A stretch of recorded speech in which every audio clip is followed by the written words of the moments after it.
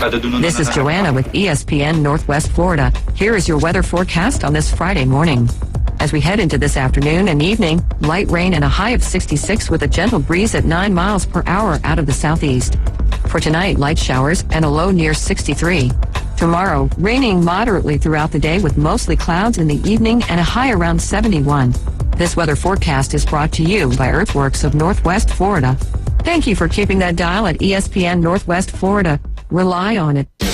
With over 65 years of combined experience, Instant Replay Sports Cards is happy to help you take your collection to the next level.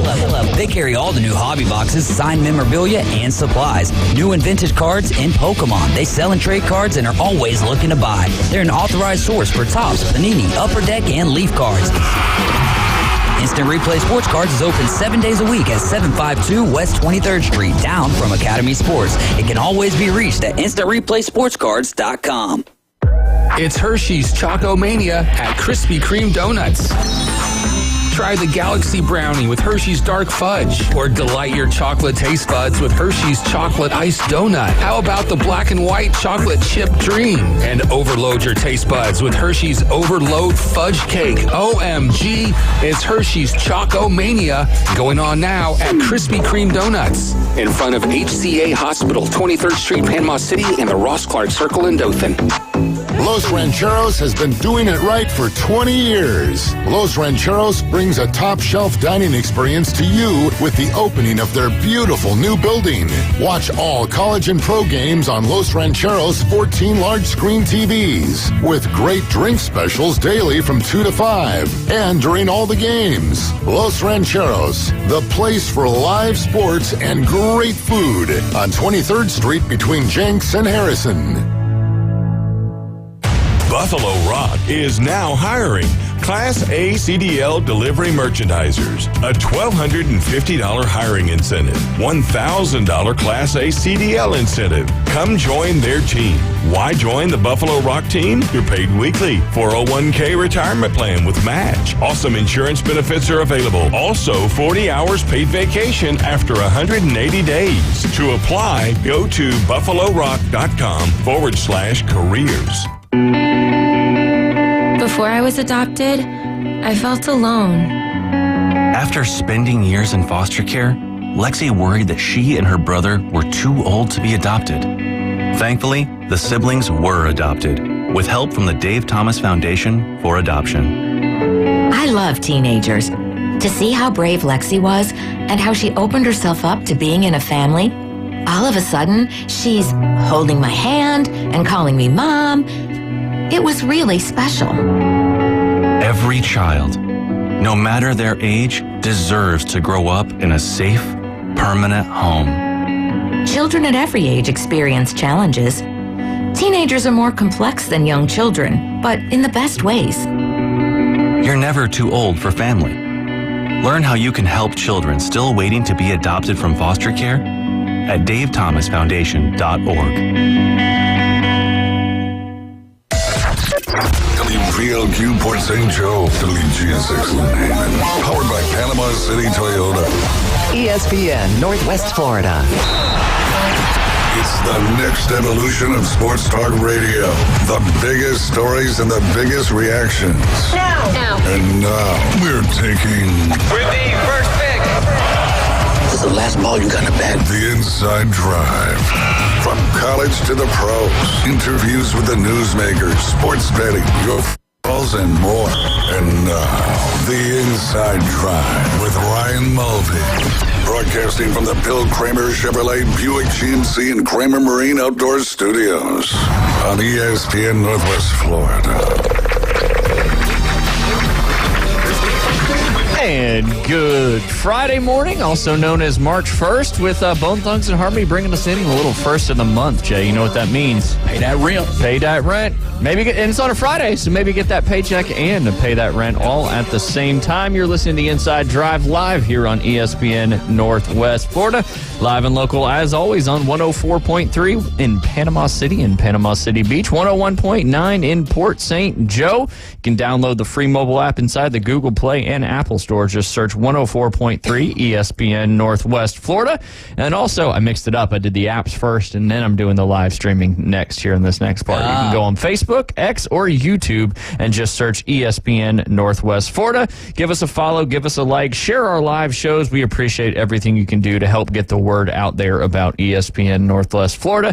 And last but not least, you can check out our new TikTok page, The Inside Drive. Posted a little clip from yesterday's show where there was a little confusion about the vertical jump. And, we asked what the record was, and you went with 13 feet. 7 inches. Yeah, 13 feet, 7 inches, which is close. Right. And then I was thinking about it yesterday afternoon when I was actively pondering your thought process there in that whole scenario. And I was like, I get what you were saying. You're jumping up to that. But then I was thinking about it. I don't think anybody could jump up to 13 feet regardless of you, because that's what you were saying. Yeah. Jumping up to 13 feet, not jumping 13 feet in the air. So you don't think Wembanyama, him being as tall as he is, you don't think he can flat foot just vertically jump to 13 feet from the floor? I don't know. I mean, I don't think he can touch the rim standing. I think he's probably close. Okay. But for him to have another 3 foot vertical with how big he is, I think would be pretty challenging. I got you. That's like the roof of a house. Yeah. Yeah. 13 feet is up there. That is up there. That is for sure. You need a pole vault to make that one happen. Yeah. But yeah, so we put that clip out there on TikTok, had some fun. Somebody that we didn't even know said that's the same way you measure your drive. So yeah, Cammy. Yeah. Cammy, whoever Cammy is. I don't know. They didn't have any videos of themselves, so I couldn't figure it out. I saw a few. But she doesn't know. I don't know if it's a guy. I don't know if it's a girl. Could be a guy. She's a lady. Is she? Yeah. But whoa. She's a lady. There you go. It's a big night tonight, Jay Henley. Do you know why? Oh, boy. Come on. It's March 1st. It is Friday March 1st. night. Come on. Arnold State look at Championship. you worked yourself right into that. That was good. It is the state final tonight down in DeLand, Florida. The kickoff on the pitch will be at 6 p.m. here in the Central Time Zone. Dave & Buster's is doing another watch party out there, and they're going to do 20% of all the proceeds will go directly to the Arnold Marlins boys soccer team, as they're going to need some help with. They've been down there since this Monday.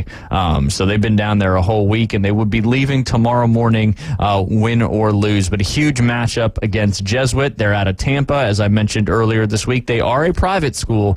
It's about $18,000 a year to go there, and it is an all-boys school as well, a Catholic private school down there, Tampa Jesuit. They are 21-1-4. Arnold is 21-1-1, still the number 1 ranked team in the country. But a huge matchup tonight. You can watch that at Dave & Buster's, or you can go to NFHS, and you can buy a month's subscription. It's like $11.99. I think taxes get it up to like $13, and then you can live stream it right there on your device, cast it to your TV, or if you got an internet browser on your TV, you can log in and get that all figured out. So a lot of ways to watch this huge moment for Bay County sports. And what's crazy is Arnold's been in the state final 3 out of the last 4 years. Wow. And in 2 different classifications. That's what's even crazier. That is when crazy. they won the state championship 3 years ago, that was in Class 4. Yeah. And now they're in Class 5. And it's a public school. And it's a public school. Yeah, it's public, where you can't recruit. Right. I still don't get it. In Philadelphia or in Pennsylvania. South Jersey. South Jersey. That's right. You're from Jersey.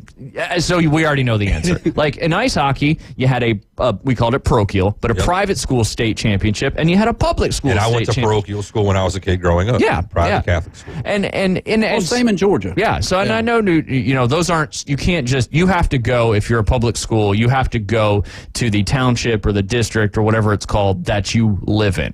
So like I had mentioned, like we had some like brick ice hockey, big program there. My cousin lives in Brick. Oh, really? Uncle. Yep. Yeah. Sure do. Yep. I remember playing them. I think it was my sophomore year. My cousin's a teacher there, and my aunt and uncle relocated after they retired. Yeah. From Hamilton Township originally. There you go. Yeah. There you go. They used to house kids from other areas in their basements just to get them on the hockey team. Now, what makes for a township? Because I don't ever hear that down here. It's just when they created those towns back in the day, like in the 1800s, when they signed like the paperwork to declare it being a town, they just called them all townships for whatever reason. And it kind of stuck. it just sticks. So like when you say you're like from a city, you don't just say you're from like Willingboro. It's Willingboro Township. Yep. It's Hamilton Township. You know. Yep. I'm from Roxbury Township. Except for Trenton. People don't say Trenton Township a lot of times. They say Trenton. I guess because it's the state capital, so it gets a pass on that one. But yeah, so anyway, I talked a little bit about it earlier in this week, and there was an argument to both sides of it because you're trying to, and I forget who was telling us about that, but about the private school thing where you're trying to get the best teams, but they still don't always win as well. But it's just one of those things. I mean, IMG is a powerhouse, and they don't win a state championship in every sport that they're competing in. Right. So, but good luck to the Arnold Marlins tonight. We will be watching, that's for sure. Hopefully we got another state championship coming back here to Bay County, as that would be awesome, that's for sure. So go out to Dave & Buster's if you want to check it out, or if you just want to watch it on your own TV or phone, you can do that as well. It's just going to cost you about $13. You already signed up, right? Oh yeah, so you're watching. Oh, and what's crazy? I was doing a little. The Caveman Rick will enjoy this one. I was doing a little test. I was trying to figure out if my TV had an internet browser because I cast it from my phone when we got home for the PKs on Tuesday, but the sound wasn't working for some reason. So I went onto I actually found out there's an internet app on my TV. So I went to the internet browser, logged into the website, got it going, and I just want to make sure it was working. So I watched the replay of the state championship between Don Bosco Prep and Del Barton in hockey, and it was great. Picture was great. Yeah. Commentary was actually pretty good, and that's cool. Took me back. We used to play Del Barton. They were in our division at the time, even though they were a parochial Catholic school. And Del Barton had James Van Riemsdyk on them, and I scored 1 goal against Del Barton. It was kind of a fluke. I think the goalie just made a mistake, but yeah, Del Barton High School. That's cool, man. He's Don Bosco Prep. Talk about some powerhouses in hockey. It's like Bergen Catholic, and there's some good hockey teams up there. That is for sure. If you're a lot of people with a lot of money, a lot of rich kids. Yes, yeah, cake eaters as we called them. You said it best. I mean, you guys prep at 3 a.m. in the morning for that ice time's cheap. Ice time. When you don't have that private school money, you got to get the cheapest ice time. Right. And we used to practice in Bayonne, New Jersey, because one of the kids on our team, his dad was the head coach of Bayonne, so he used to let us practice and didn't charge the school anything, but we had to practice at 10:30 at night on the weeknights. That's bizarre. But that's it was big port there in Bayonne. Yeah, big port. When 9/11 happened, when we were driving to Bayonne, you could still see all the stuff going on for a long time. So, but yeah, anyway, we'll get off the high school hockey topic there. That's for sure. But wanted to mention a few local sports things from yesterday as well, and some fun facts, as I love fun facts here on the Inside Drive. But yesterday in baseball, Bay took down North Bay Haven 11-6. Both are 2-2 now on the season. Bozeman continues their dominant sports run as they beat Rutherford 7-0 and are now 5-0 on the early baseball season. Rutherford falls to 1-2. Arnold softball beat Rutherford 17-0, improving to 3-0 on the season. Rutherford drops to 1-4, and then Bozeman on the girls softball side of things beat Holmes County 11-8, improving to 3-1. And Holmes County drops to 3-1. And then a couple cool things that also happened. I think this was back on the 27th. So that would have been 27th would have been Tuesday, right? Lady Marlins softball Bree Clark achieved 500 strikeouts. So congratulations to her. She's a junior with the Arnold Marlins softball team, and she eclipsed the 500 strikeout mark, which is pretty impressive there on the high school side of things. And then also on February 27th, hadn't mentioned it yet this week, but Eli Blair was the player of the game for Arnold baseball. He had 15 strikeouts in 7 innings of work and only allowed 1 run. Amazing. Pretty impressive there. There's been a lot of really good pitchers that have come out from the Arnold Marlins baseball team. That's for sure. A couple of them pitching at Florida State as we speak. And we're trying to get a couple of those kids on here in the next couple weeks as well. But let's see, Jay. Poll question. I know we haven't got one, but let's brainstorm a good poll question. I'm gonna go ahead and put it up on the live feed if I can figure it out. I know we did the shaving one 2 days ago. Yesterday was you did the creamer before or after. Obviously, the after was the overwhelming favorite in that one. If you did do creamer, anything that you have actively pondered? I don't know. I'm thinking sunscreen, yes or no. But I guess a lot of people use sunscreen. That's not a bad one. Maybe some people. I do know some people that think that sunscreen actually causes, which I don't think this is scientifically true. I don't know either way, but I know some people that don't use it because they think it actually does it. I know, and I know quite a few people like that as well who feel like it does the opposite effect. But now, if you listen to our good friend Dr. Ward on the Coach James Hale show, he will tell you to make sure you use SPF 30 or higher and apply every 2 hours. I mean, I don't know. It's March 1st. I've seen all the, the signs out. Oh, just overnight, you see the no alcohol. No drinking on the beach. That's right. So spring is here. It's getting close. I don't know. One more weekend and daylight saving times changes. Oh, thank God. Caveman Rick, you got anything bouncing around in the old noggin that may be good? I thought of one yesterday, and it was more in reference to you. If you're a single male and you live by yourself, are you lifting the seat and flushing number one? We could use that one as a, because we've seen that live here in studio. If it's yellow, let it mellow, baby. Yeah, that's right. That's right. So we can put that one up there. It's a little gross, but all right. Why not? So, but 2 parts or just one? Which part should I go with?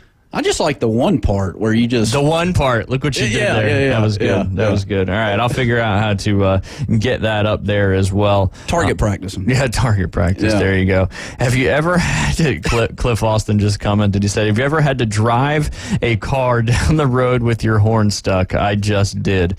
You ever had that happen, Jay? I was actually on the phone with him when that happened. That is a legit deal. He blew the horn with somebody, and it laid for at least 8 seconds. I'm like, dude, are you really that mad this morning? But yeah, so no, that's it. Yeah. I've never had a car horn get stuck. I haven't either. That sounds stressful. Oh my God! You're just waving out the window. Look! I'm not mad at you. I'm not mad at you. My horn's stuck. They're like, no, it's not. That's how you end up getting shot. If it's yellow, let it mellow, ? That's what I'm going to leave the title as here. My smoke alarm went off. Yes. Last night. Or did it? Did you need your batteries changed? No, it just... Is your TV still leaning against your wall?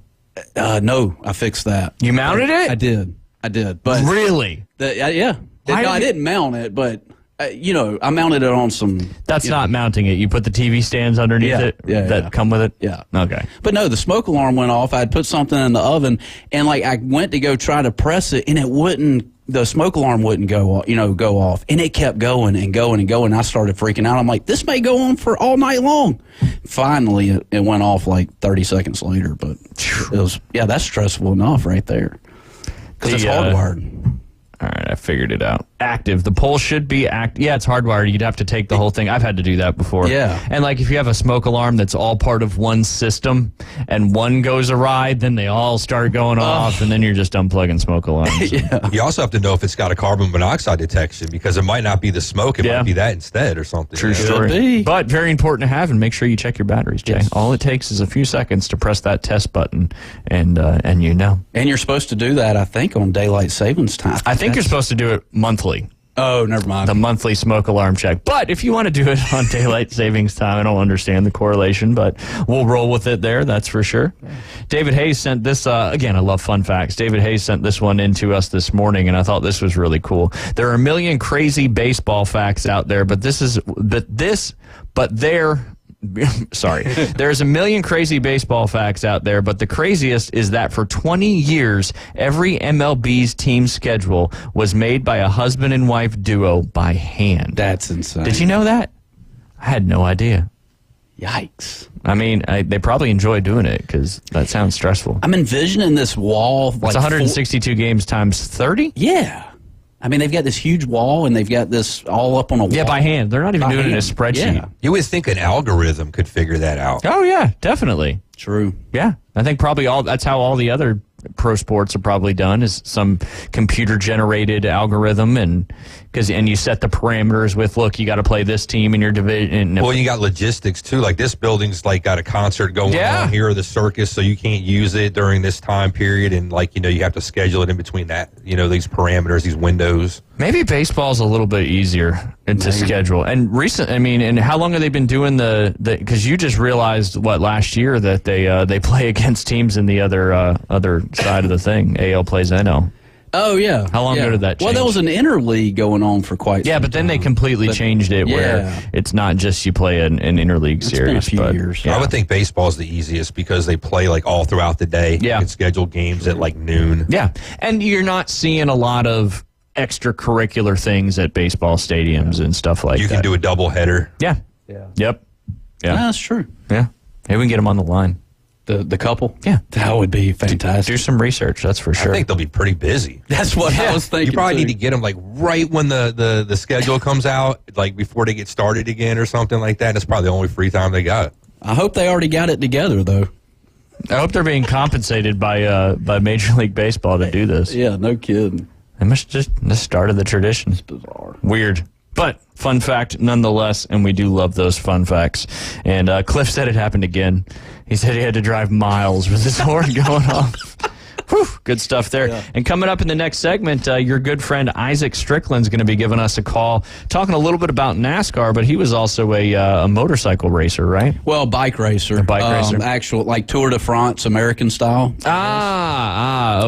Yeah. I took it as a motorbike when he said it. That's why when I was saying they go really fast, you're like, yeah, they go really fast. Oh, well, he goes fast. I mean, yeah, I understand that, but motorcycle bikes, those street bikes in those races, they go crazy fast. Crazy fast. But I would say, I would like to ask him the question as a bike racer, how fast he's gotten on an actual bike. And I would say the over-under is probably 50 or 60 miles an hour. I would say, those Tour de France, when they're doing those climbs and they're coming down the climbs, they're hauling buns. Oh, yeah. That's for sure. You got to be careful. Well, that's some scary stuff. But a couple PSAs, got to remind everybody about Buffalo Rock. They are hiring Class A CDL delivery merchandisers. That merchandiser part means you can have some fun when you're going to these locations and make cool designs, whatever you want to do. They're doing a $1,250 hiring incentive, a $1,000 Class A CDL incentive. You can join their team by applying at buffalorock.com/careers. Some of the benefits include being paid weekly, a 401k retirement plan with match, awesome insurance benefits are available, and after 180 days of work,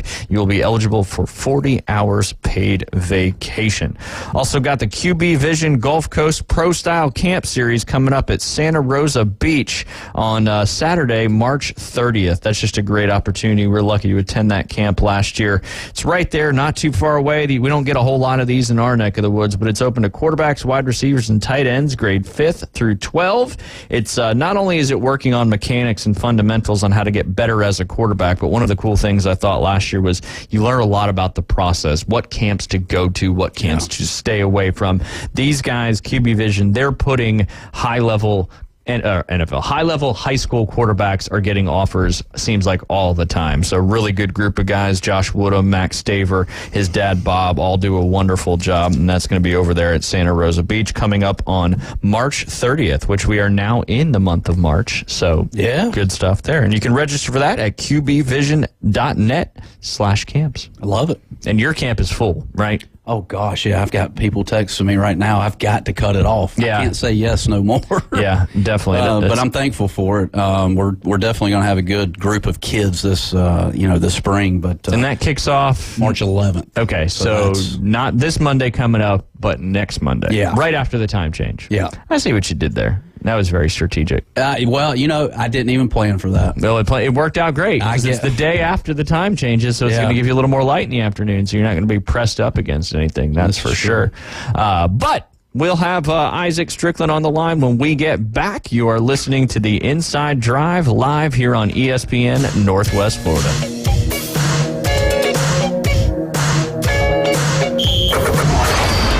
For college basketball, ESPN Northwest Florida. This Saturday, it's a college basketball triple header. First, Illinois at Wisconsin tip-off at noon, followed by your Auburn Tigers versus Mississippi State inside the jungle. Coverage starts at 2:30. Then, it's the Tennessee Volunteers versus the Alabama Crimson Tide at 6:45. Saturday, on your home for college basketball and the Auburn Tigers. ESPN Northwest Florida. War Eagle. This is Joanna with ESPN Northwest Florida. Here is your weather forecast on this Friday morning. As we head into this afternoon and evening, light rain and a high of 66 with a gentle breeze at 9 miles per hour out of the southeast. For tonight, light showers and a low near 63.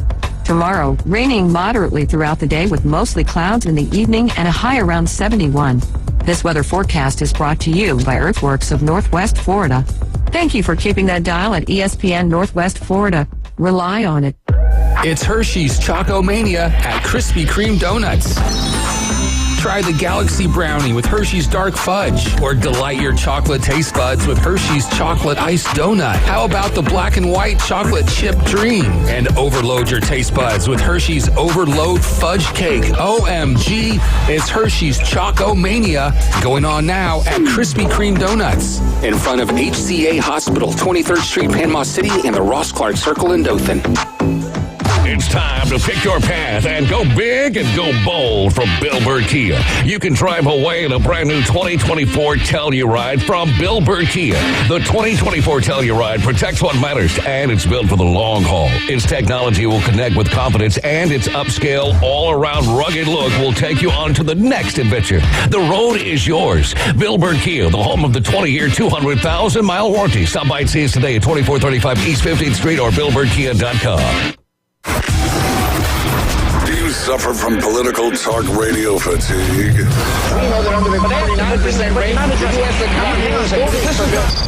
tune into the most fun and exciting new radio show on the Gulf Coast. It's The Inside Drive with Ryan Mulvey. From the Bill Kramer Chevrolet Buick GMC and Kramer Marine Outdoor Studios on ESPN Northwest Florida.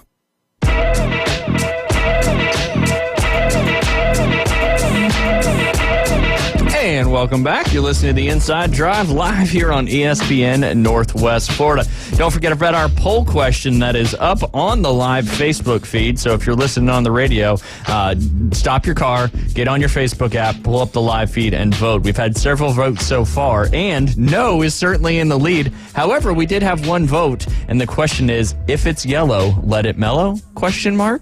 So far, yes is got a vote, but no is leading the way. My vote. I called it. I knew we'd have one. You need to get in there and vote too, Jay. We know. I'll vote for you. Okay, please. As I know, I've seen it firsthand. It just happened. It's mellowing? Yep. All right. So, Mellow Yellow. Mellow Yellow. That's right. They call me Mellow Yellow. But with all that being said, we got one of your good friends, another Griffinite on the line, and that is Mr. Isaac. Isaac, how are you doing today? Doing good. How are y'all? Awesome. Thanks for taking the time to give us a shout. But, excited to talk about all sorts of fun stuff. Let's go. Isaac, do you let it mellow? Well, I live in a house full of girls, so... That's a big no. That's a big no. It's funny how that seems, the correlation seems to be with that, that's for sure. I do have a 9-month-old son, so we may change that as he gets older. Yeah, there you go. Just got to make sure he lifts the seat. Well, speaking of those beautiful kids, Isaac, let's start out with your firstborn child. Her name is Lola. Is that correct? That's right. That's correct. Lola is a race car driver. And no, it's a race car. It's a race car chassis. Race car chassis. Okay. That's right. I got you. So you are that much into racing that you named your firstborn over on a race car, right? Or chassis. Something like that. Yeah, it's a race car chassis. They've done Formula One cars, Indy cars, prototypes, all kinds of stuff like that. Saw it in a magazine and just liked it. We went with it. Very cool, man. Well, tell us a little bit about the Sonoa Speedway. I know that you live up in that area. You manage Sonoa Speedway. There was some big news this week with Bubba Pollard racing that number 88 Junior Motorsports Xfinity Series March 30th at Richmond International Speedway. Man, I know the Pollard family owns that Sonoa Speedway up there. Tell us a little bit about the Sonoa Speedway and how you managed that for a couple of years, if you can. Well, let's see. Early 2004, 2005, managed the Speedway. Got really lucky to get that job and be around racing for a few years like that. Got to know the Pollards pretty well. They live right there by the track. It was before they owned it. Their grandfather actually built the track in, I think, 1969. Okay. Anyways, Bubba was always an amazing driver. Put it in terms of like high school football, he would have been a 5-star recruit. Problem is, racing costs a whole lot more money. I think. Hold on, we got an announcement over here. He is a middle school PE teacher, by the way. Calling us from school. Yes, sir. We appreciate it. Yeah. So, anyways, it costs. Let's see. I think the Richmond race, a good Xfinity car is going to cost about $4 to $5 million to run for a season. So we're looking at between $100,000 and $150,000 to run one way race. So to have somebody call you and invite you to come run their car, that tells you how much they're spending on them. Between $100,000 and $150,000 to run one race. I'll tell you what kind of driver he is. He's won just about everything in local short tracks, national, all over the country. I think it was 2017, 2018. He did 3 races in 4 days all over the country. Won the first 2, finished second in the third one. So he should be in NASCAR. Yeah, and that's my next question is, why do you feel like, so Bubba has all of this talent. Why is it that we're just starting to get to figure him out? It's like Jake Knapp in the PGA Tour this weekend. I mean, nobody knew this guy, and he comes into the Mexico Open and just wins it outright. I feel like Bubba Pollard has that same story with NASCAR. Do you agree with that? Definitely. It comes down to money, backing. When he was coming through 2004, that time period, NASCAR was really looking for the corporate guy, the California kid, that type of guy. Jeff Gordon. Jeff Gordon, the next Jeff Gordon. Bubba's more like the next Dale Earnhardt. He's more that type of guy. Yeah. Work on your own stuff. He's going to treat you the way you treat him. You touch him, he's going to push you on the track, that type of thing. He missed his window for about 15 years. If he'd been an 80s guy, we probably all would know who Bubba Pollard is. Hopefully we're going to get to know him here a couple weeks at Richmond. Yeah. Well, tell everybody about your experience, because I know that you strapped in a Legends car at Atlanta Motor Speedway where Joey Logano, Kyle Busch, all these big names have strapped into these Legend cars. Explain to everybody out there kind of what the feeling is like strapping into a Legend car at Atlanta Motor Speedway. So a Legend car is pretty cool because it's only a little over 1,000 pounds, and it's got 125, 130 horsepower. Small tires, so it'll go around no problem. Just driving a race car in general is it's a thrill. I mean, we're all addicted to dopamine, and it's a huge hit of dopamine to get behind the wheel. Anybody who ever thinks a race car driver is not an athlete, you need to get behind the wheel and just see what you can do and see if you can get within a couple seconds of a real driver, and I think you'll change your opinion in no time. So you've been on 4 wheels. We're talking a little bit about 2 wheels. You've done some bike racing as well. How's the bike racing been the last, let's say, 20? I think you've been doing it for 20 years? Yeah, about 20 years. I heard your question earlier about how fast I've been on a bike. Yeah. So what do you think it is? I heard you say. Well, he did think the vertical league record in the combine was 13.7 feet, so this could be anything. I'm going to say like 45, 48 miles an hour. 48. Anybody else? I'm going to say like Back to the Future. How about 88 miles per hour? I don't know how do you keep the wheels steady on that? And just fly off into another century. Yeah, there you go. Let's see. I was going down a pass in North Georgia in the mountains one time. I hit 56. Nice. And then doing a thing called motor pacing, which is like a training behind a car, I hit 65. Oh my gosh! And I had to slow down. That sounds terrifying. Yeah, that was. You're pretty much in a helmet and underwear. Yeah. If something goes bad, it's not going to be good. No, yeah. Whew. What got you into bike racing? Actually, working at the racetrack, some guys from a bike shop came out there and wanted to use the track, and I was like, sure, let's go.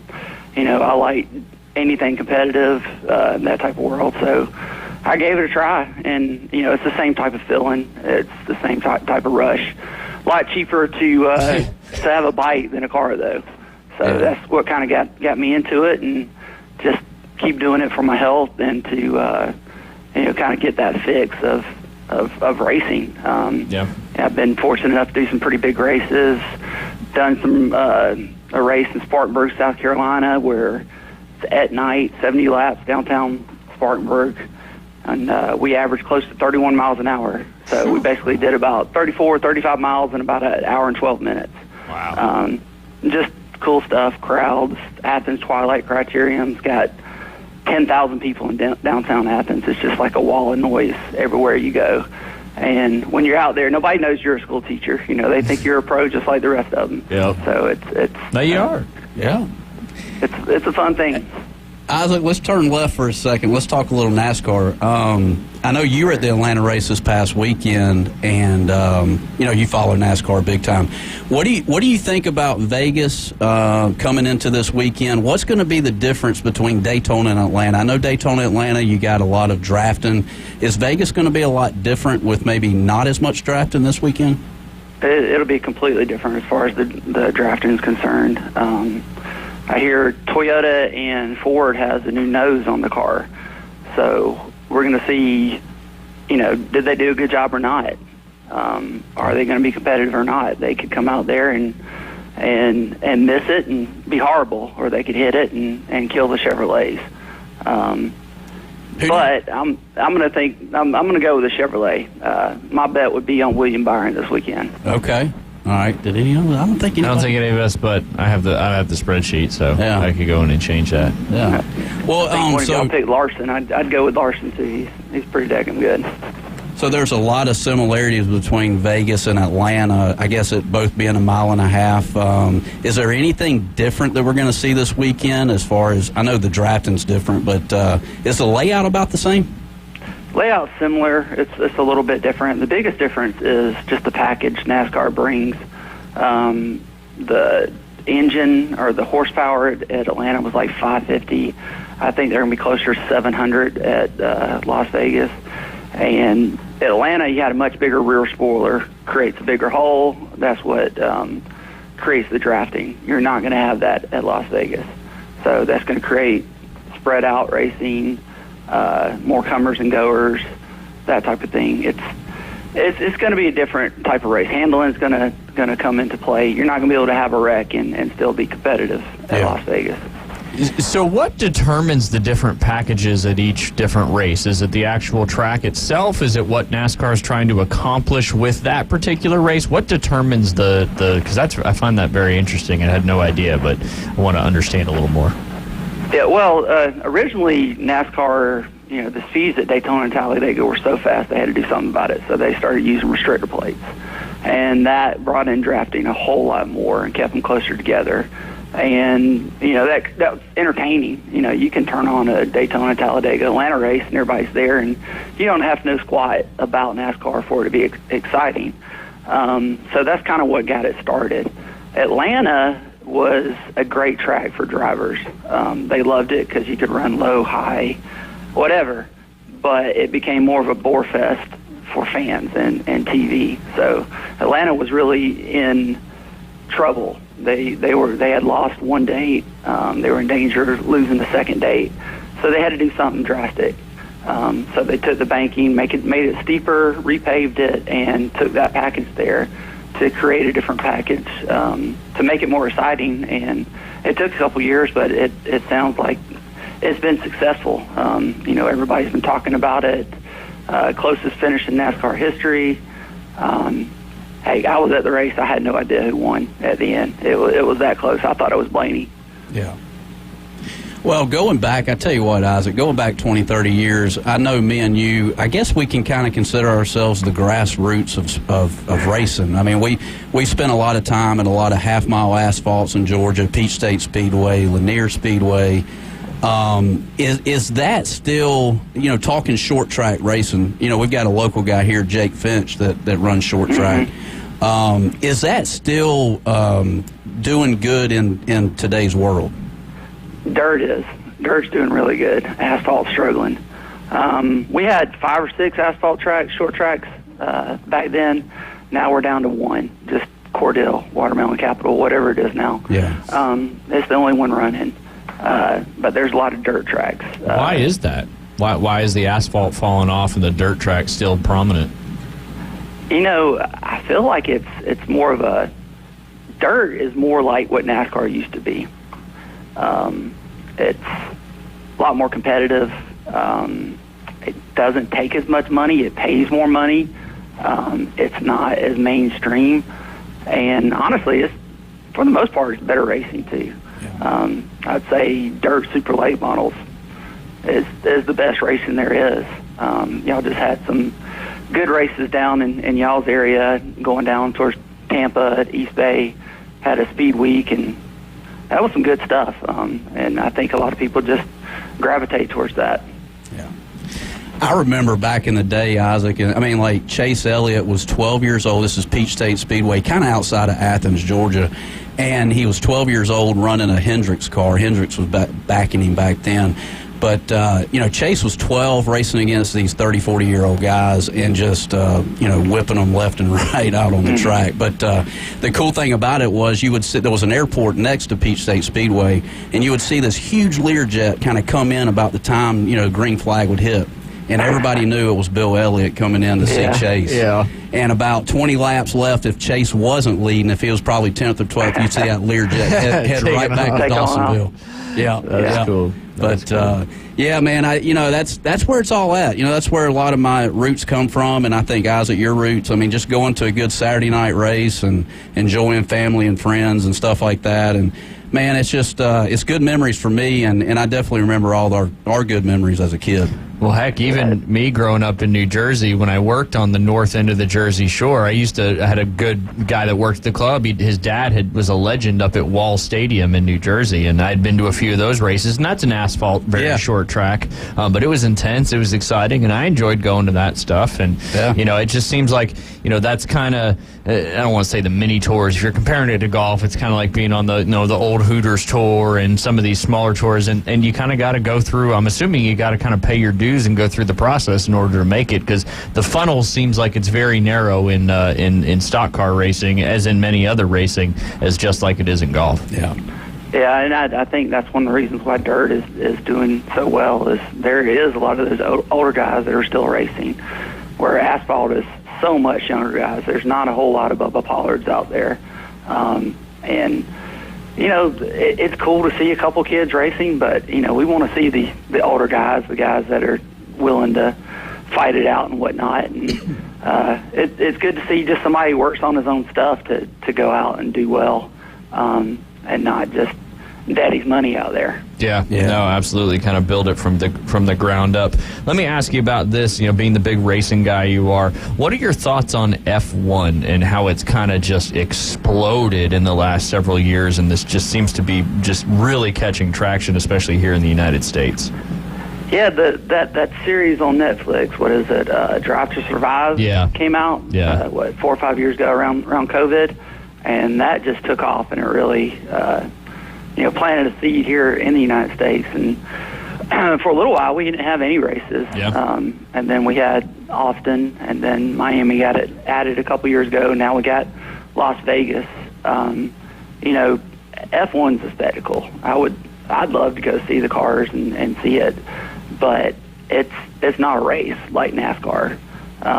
There's probably more lead changes in one NASCAR race than they're going to have in an entire season in F1. So you go for F1 to kind of for the experience, to experience the cars. It's got to be amazing, but it's a completely different experience. Well, it's funny you say that, because I guess last year this guy Max Verstappen, if I said that name correctly, won 19 races in a single season. That's not a lot of parity, and parity drives sports, that's for sure. So funny you say that about the lead changes and stuff like that. But yeah, 86.4% of his races he won last year in 2023. Yeah, they get to the first turn, he leads, he's gone, and that's about it. It's because it's not stock car racing. They're not the same cars. It's like the technology and whose company's better, right? The technology. Yeah. You got a lot more development. Red Bull's dominating right now. Mercedes-Benz was dominating before that. Ferrari's had their times, but yeah, it's nowhere near as close as stock cars. Go ahead. No, I was going to say, so it doesn't have the same, everybody's got to have the same stuff, guidelines as NASCAR does. No, it's not as strict. They do have their regulations, and they're pretty strong on their regulations too. They'll find somebody a lot of money, and they develop throughout the year as well. So they've got a certain budget, a certain amount of development they can do throughout a year, and so they'll start a car at whatever it is at the beginning of the year, and through the year they'll develop it and make it better. And some of the teams will try to develop it more at the beginning of the year, just to kind of get an advantage and not have as much left at the end of the year, like a Haas, the one American team we have. So it's interesting if you get into it. It's like anything else. The more you study it, the more you understand it, the more fun it becomes. Isaac, last and definitely certainly least, give me a prediction on the Ramblin' Wreck from Georgia Tech in the fall. Oh man, you know what? They're a much better team. We were down in Tampa for that game against Central Florida. Their schedule's tough. If they win 8 games next year, they exceed expectations. I hope they win all of them. You guys had a better year this year, I feel like. Yeah, they came on. After we got rid of the clown show, Jeff Collins. Truth. We're getting it going again. Yeah. We weren't too bad in the past, so it's fun. It's fun to actually have hope again. There you go. Well, Isaac, we're coming up against a break. We'll definitely have to do this again sometime. Appreciate you talking a little bit of racing with us, and glad to know another fellow Griffinite from the beautiful town of Griffin. But good luck with the rest of your Friday up there at school, and we hope to talk to you soon. Sounds good. Gotta go make sure the boys aren't playing with their bananas. There you go. Got to get some potassium, that's for sure. You're listening to The Inside Drive. This is Ryan J. and Caveman Rick behind the glass, and we'll be right back.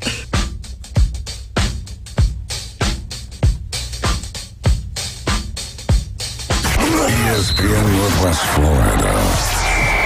It's the Coach James Hale Show. Front Porch selling broken vacuum cleaners in Ann Arbor, Michigan for a 3-star retired admiral with 38 years service. Who are you going to bully? I didn't want you to be upset with me doing the pitch out, Arnold.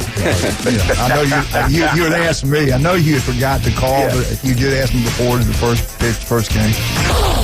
Weekday morning 7 to 9. ESPN Northwest Florida.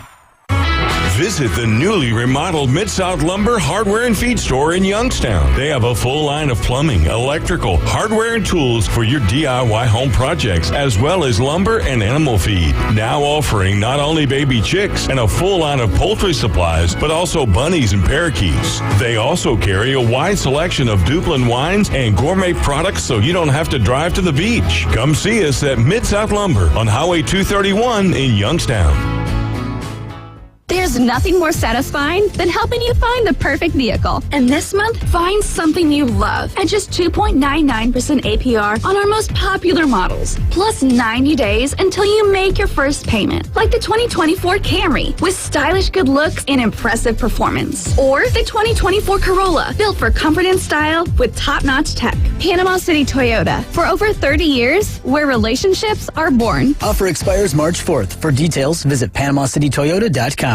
Did you know that fees associated with real estate closings are virtually the same from one title company to the next? So what sets South Oak Title apart? Effective communication, customer service, expertise, and technology. If you're buying or selling real estate, refinancing a residential or commercial property, tell your realtor you want to close with South Oak Title. South Oak Title, with locations across the Southeast, including Panama City Beach, Inlet Beach, Destin, and Fort Walton Beach. Visit them online at southoaktitle.com. We're starting fresh. Fresh new start. Locally sourced, Farm to Radio. The Inside Drive with Ryan Mulvey is live and local. From the Bill Kramer Chevrolet Buick GMC and Kramer Marine Outdoor Studios. On ESPN Northwest Florida.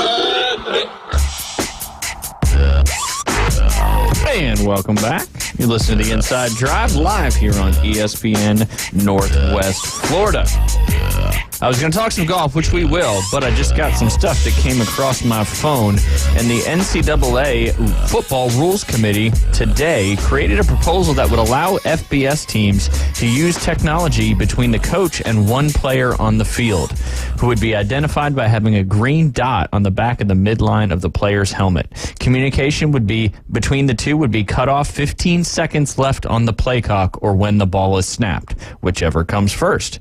The committee also proposed the creation of a 2-minute warning, which The Athletic first reported last month. The creation of the 2-minute warning for the second and fourth quarters, like the NFL, is meant to emphasize certain rule changes and help the flow of the game broadcast by preventing some back-to-back media timeouts. That makes sense. The proposal still must be approved by the Playing Rules Oversight Panel in April to become official, but that is likely to happen. There's one other thing, too, as well. They're going to allowed to have tablets on the sideline and during halftime. So moving college a little bit more into the technology world. Any thoughts on that, Jay? NCAA, is that Division 1, 2, 3? That's for the whole deal, right? For all of NCAA college football. That makes sense. Well, and it's funny because, Michigan got in trouble for all that stuff. Yeah. And, it seems like they're catching up a little bit. But, right. Yeah.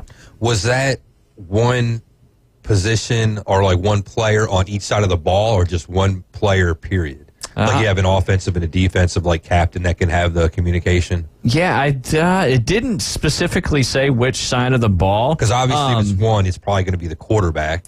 But it does say on the field. So if you're on defense, you got one person on the field. If you're on offense, you got the quarterback for sure on offense. So according to this, there may be some more language in it, but because I know that the NFL has one guy they communicate with on the defense, right? That's typically your one of your linebackers or your Mike or whoever it's going to be. But I think it's a good idea.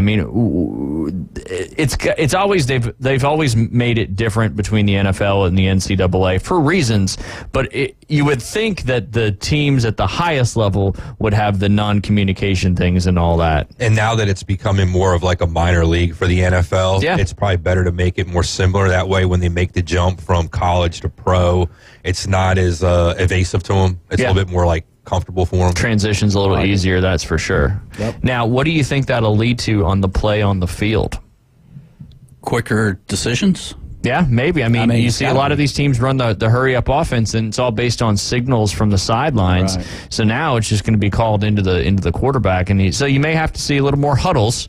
I still think you'll see signals because there'll be times where you don't have time to get that communication in if you're trying to run fast, but they all scheme for that kind of stuff. Less big head cue cards, big head like a slice of pizza or something like that on there. Yeah, it would be the end of the crazy cards, big sign era, the people wearing different colored shirts, all that good stuff. But kind of saw it coming, but today the Rules Committee did officially create that proposal, so wanted to mention that real quick. I've said it all along. I said it a year ago, but why do we still have the chain gang? With all the lasers and everything. Well, it's funny you say that because I think I've got that's I'll talk about that later. But I think there's a proposal. The NFL is also in the process of potentially doing some new rule changes, some hip drop tackle bans, expanded technology that may include laser first down lines. So I'll talk about that a little bit more later on. But I think every sport you're starting to see technology infiltrated a little bit more and a little bit more and a little bit more. And it's some things will be the kickoff changes is one of the other things that may be happening as well. So it's funny. They always got to change something. It's like you have to. Yeah. And I don't know. It's one of those things. But let's get to the golf side of things a little bit. Where do you want to start, Jay? PGA Tour update, Live update, Victor Hovland rant. You got 3 choices. Yeah. Let's go. Let's go PGA Tour Cognizant update. Okay. Yeah, absolutely. Right now, you've got the morning wave in the second round getting finished up, and Kevin Yu is currently tied with Victor Perez and Austin Eckroat, names that you know. They're all at -8, so you still had several good rounds out on the golf course today. The weather really isn't going to get bad over there till this weekend. But some notable guys, and Keith's picks are doing great again, but Cam Young, he's shot 65. He hasn't teed off yet, but a lot of new names again, that's for sure.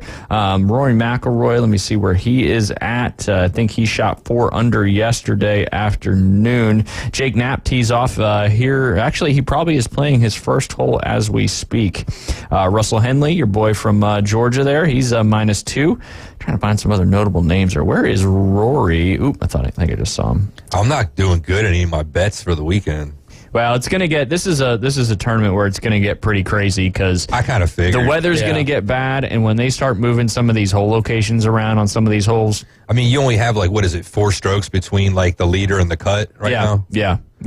It's there's a lot more people under par. The projected cut line is -2, which is pretty darn surprising at the moment. But because this typically is a very difficult golf course. Where is Rory? I know your boy Ricky Fowler, Jay, shot 6 under in his round today. Nice. To make a huge jump up there, and he's now 6 under for the tournament, only 2 strokes back. But the best round out on the golf course, or that has completed their round so far today.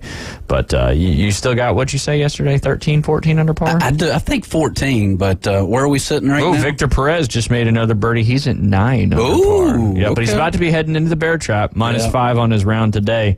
And, this is where, like, as you go into the weekend, you look at some of these guys, and if you like to bet golf, you could still bet winners and their odds to win. Like David Skins, I don't really know who that is, but he's 7 under par right now, and he's still got 3 holes. Yeah, it is a good game. Yeah. What was from Tin Cup? What was the other guy's name? David. I know what you're talking. It's like Skins, but it's not. I know. Oh man, what's his name? Like Skeens, like the pitcher. Yeah, something like that. What was his name? Man, it's gonna drive me crazy. I'm kind of bummed I forgot about that. I remember David Skins from a 1999 London Daily Telegraph Junior World Championship at Sea Island. He was like 17 at the time, so I do know the name. David Sims. I knew it was close. I knew it was close. Yeah. Skins might as well be the same thing. But yeah, there's a name. Sorry, I didn't mean to interrupt. No, you're good. I said what I said. No, you said what I said. That's what I said. I was looking at the live views for this tournament. They were sitting at 13,000 earlier today. There was also a couple at Disney World, like filming their adventure, and they were at 25,000 views. So people love Disney World. Yeah. But good one. John Rahm, though. Now, it's done because it's over there in Saudi Arabia. So their first round, which is March 1st, they're a day ahead of us over there. He completed. He shot 8 under par yesterday. He's tied for first again on the LIV Tour. This guy's going to make a killing this year over there. But the notable thing that everybody wanted to see what was going to happen is, how is Anthony Kim going to do in his first tournament back in 10 years? And guess what happened? He's dead last. Is he really? He shot 76 in his LIV Tour debut, 14 shots behind the leader. But, he's been out of golf for quite some time, and he's been kind of the mystery man. Rumors of his whereabouts had been persistent since he walked away back in 2012, so it's almost been 12 years. And the mill cranked up to full speed last month with the LIV Las Vegas event during the Super Bowl. Stories that AK would make his comeback in the tournament in Saudi Arabia. And here we are. But how interesting are we in the return of the 38-year-old who has basically been in exile over a decade? Kind of looked a little sloppy, too, when he was dressed yesterday. I don't know if you saw any or not. But on the top of an Achilles injury, Kim had issues with his rotator cuff, labrum, spine, and hand, adding up to what he said was 6 or 7 surgeries in a 3.5-year period. How interesting is it to see how physically broken ex-pro Kim compared to Tiger Woods? It's funny, they were kind of, Kim was a little bit later than Tiger, but anyway, obviously it got some views. People wanting to see how he did. Didn't really play great in that first round, and maybe he just kind of had to shake off the rust. He hadn't played professional golf for 12 years, so that's fair. But regardless if he excels or not, the rumored amount that he got paid to go over there and play on the LIV Tour was between $5 and $7.5 million. So why not, right? Yeah. Well, Anthony Kim's shining moment was in the 2008 Ryder Cup. Oh, absolutely. He took Sergio to the cleaners. Oh, yeah. So, and he was pumping up, and that was in Ireland, right? It was overseas. I'm pretty sure it was. He was trying to get up any Americans that may have been there, but yeah. So John Rahm off to another hot start there, 8 under par. A lot of under par rounds in this tournament, but Anthony Kim was not one of them. That's for sure. Your boy Hudson Swafford, he played at Georgia, didn't he? Mm-hmm. Yeah, he's 2 over par. He's a LIV. Yeah. Oh, I did. Yeah, see, there you go. There's more players on there than you thought. Yeah. Bubba Watson, who is rumored to become a non-playing captain, he's second to last, only better than Anthony Kim at +4. I think Bubba's playing days are getting closer and closer to being over. Obviously, he'll probably play in the Masters every year, but yeah. So LIV Tour going on over there. It's I don't know exactly how many hours ahead of it is, but it's certainly several hours ahead of us. Let's see, we got about 2 minutes. want to get into this Victor Hovland thing real quick, but maybe we'll push that for another time. You know the famous saying about the breakfast ball. You know how when you hit a breakfast ball and it's right down the middle? Yeah, Bubba's always good. Yeah, but that's why Bubba won the Masters. Ooh. Yeah. Breakfast ball. Yeah, Bubba's always good. That's right. Bubba is always. You ever do a Bubba tournament? I've never done that one. Basically, where you can hit an extra shot on. You can do it. I've seen it different ways. You do it once a hole, or you can do it on every shot, and it's fun. It's mixing it up a little bit. Just call it the Bubba tournament. Yeah, I like it. Yep, absolutely. It's what we called it, but not Bubba Watson. No, who holds the course record at Bay Point.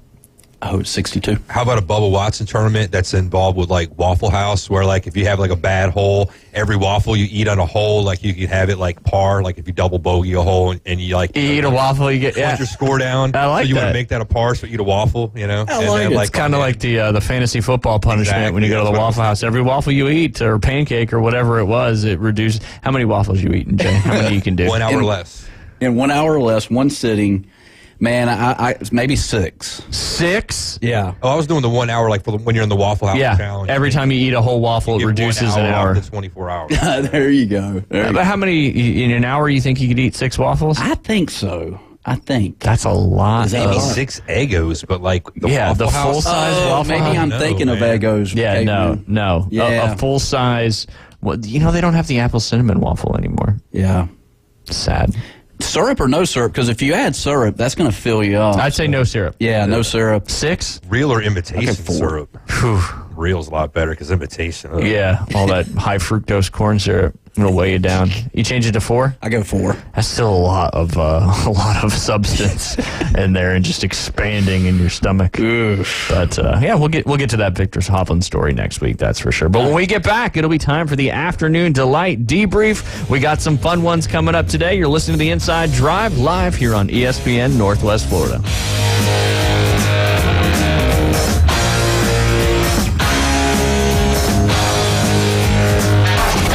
ESPN Northwest Florida presents the most college basketball. Three-pointer, flush it in. College basketball is back. The Panhandle's destination for live play-by-play. The SEC, ACC, and beyond. Oh, you saw that coming, Rampant. The biggest games play right here. ESPN Northwest Florida. This is Joanna with ESPN Northwest Florida. Here is your weather forecast on this Friday morning. As we head into this afternoon and evening, light rain and a high of 66 with a gentle breeze at 9 miles per hour out of the southeast. For tonight, light showers and a low near 63. Tomorrow, raining moderately throughout the day with mostly clouds in the evening and a high around 71. This weather forecast is brought to you by Earthworks of Northwest Florida. Thank you for keeping that dial at ESPN Northwest Florida. Rely on it. There's nothing more satisfying than helping you find the perfect vehicle. And this month, find something you love at just 2.99% APR on our most popular models. Plus 90 days until you make your first payment. Like the 2024 Camry with stylish good looks and impressive performance. Or the 2024 Corolla, built for comfort and style with top-notch tech. Panama City Toyota, for over 30 years, where relationships are born. Offer expires March 4th. For details, visit PanamaCityToyota.com. WPLQ Port St. Joe, WGSX Lynn, powered by Panama City Toyota. ESPN Northwest Florida. Is switching your wireless service to Total by Verizon easy? Totalmente. And you get unlimited 5G data, $25 a line for 4 lines on the unlimited plan at an amazing price with no contract. Should you switch to Total by Verizon? Definitely. Totalmente. Find a store or switch suavemente at totalbyverizon.com. Monthly rate when you activate with AutoPay plus taxes and fees. Discount begins the month after you enroll. Additional terms apply. See website for data management practices. 4.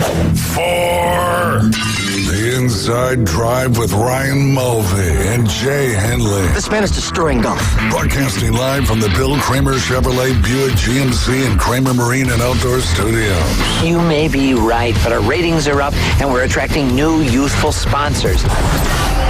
ESPN Northwest Florida. Sky rockets in flight. Afternoon delight.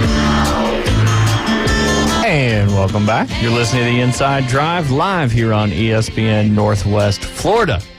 It's 12 o'clock. It is. But that means first, I got to thank our studio sponsor, and that's Bill Kramer GM and Kramer Marine and Outdoor. You can check them out on the corner of Frankfurt and 23rd Street.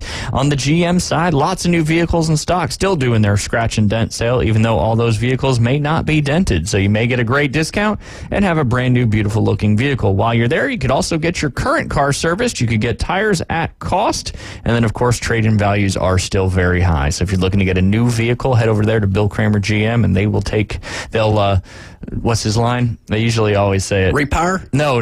Oh. That's Kramer Marine and Outdoor. We'll take great care. We'll take good care of you. No, we'll take great care of you. Great care of you. What's the first line? I'm butchering this. I see the damn commercial I all know. the time on TV. It should be burning. I mean, oh my God. We'll make it easy, and we'll take great care of you. There you go. Not good. Great care of you. Great. So they will make it easy, and they will take great care of you. And while you're there, you can check out Kramer Marine and Outdoor, which is right behind Bill Kramer GM.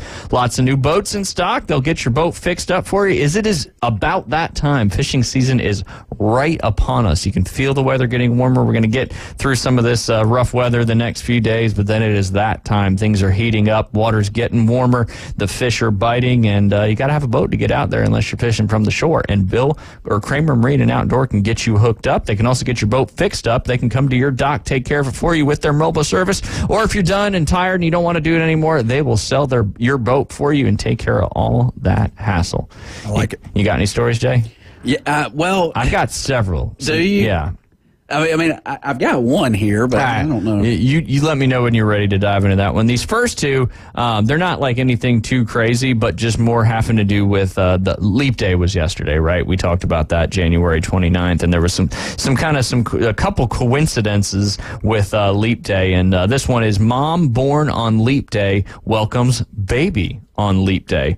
This is from GoodMorningAmerica.com. A North Carolina mother was born on Leap Day 40 years ago, welcomed a baby girl this Thursday, which also happens to be on Leap Day. Dr. Kai Sun, an assistant professor of medicine and a rheumatologist at Duke Health, and her husband, Michael Pack, welcomed their third child, a daughter they named Chloe, at 5:12 a.m. on February 29th.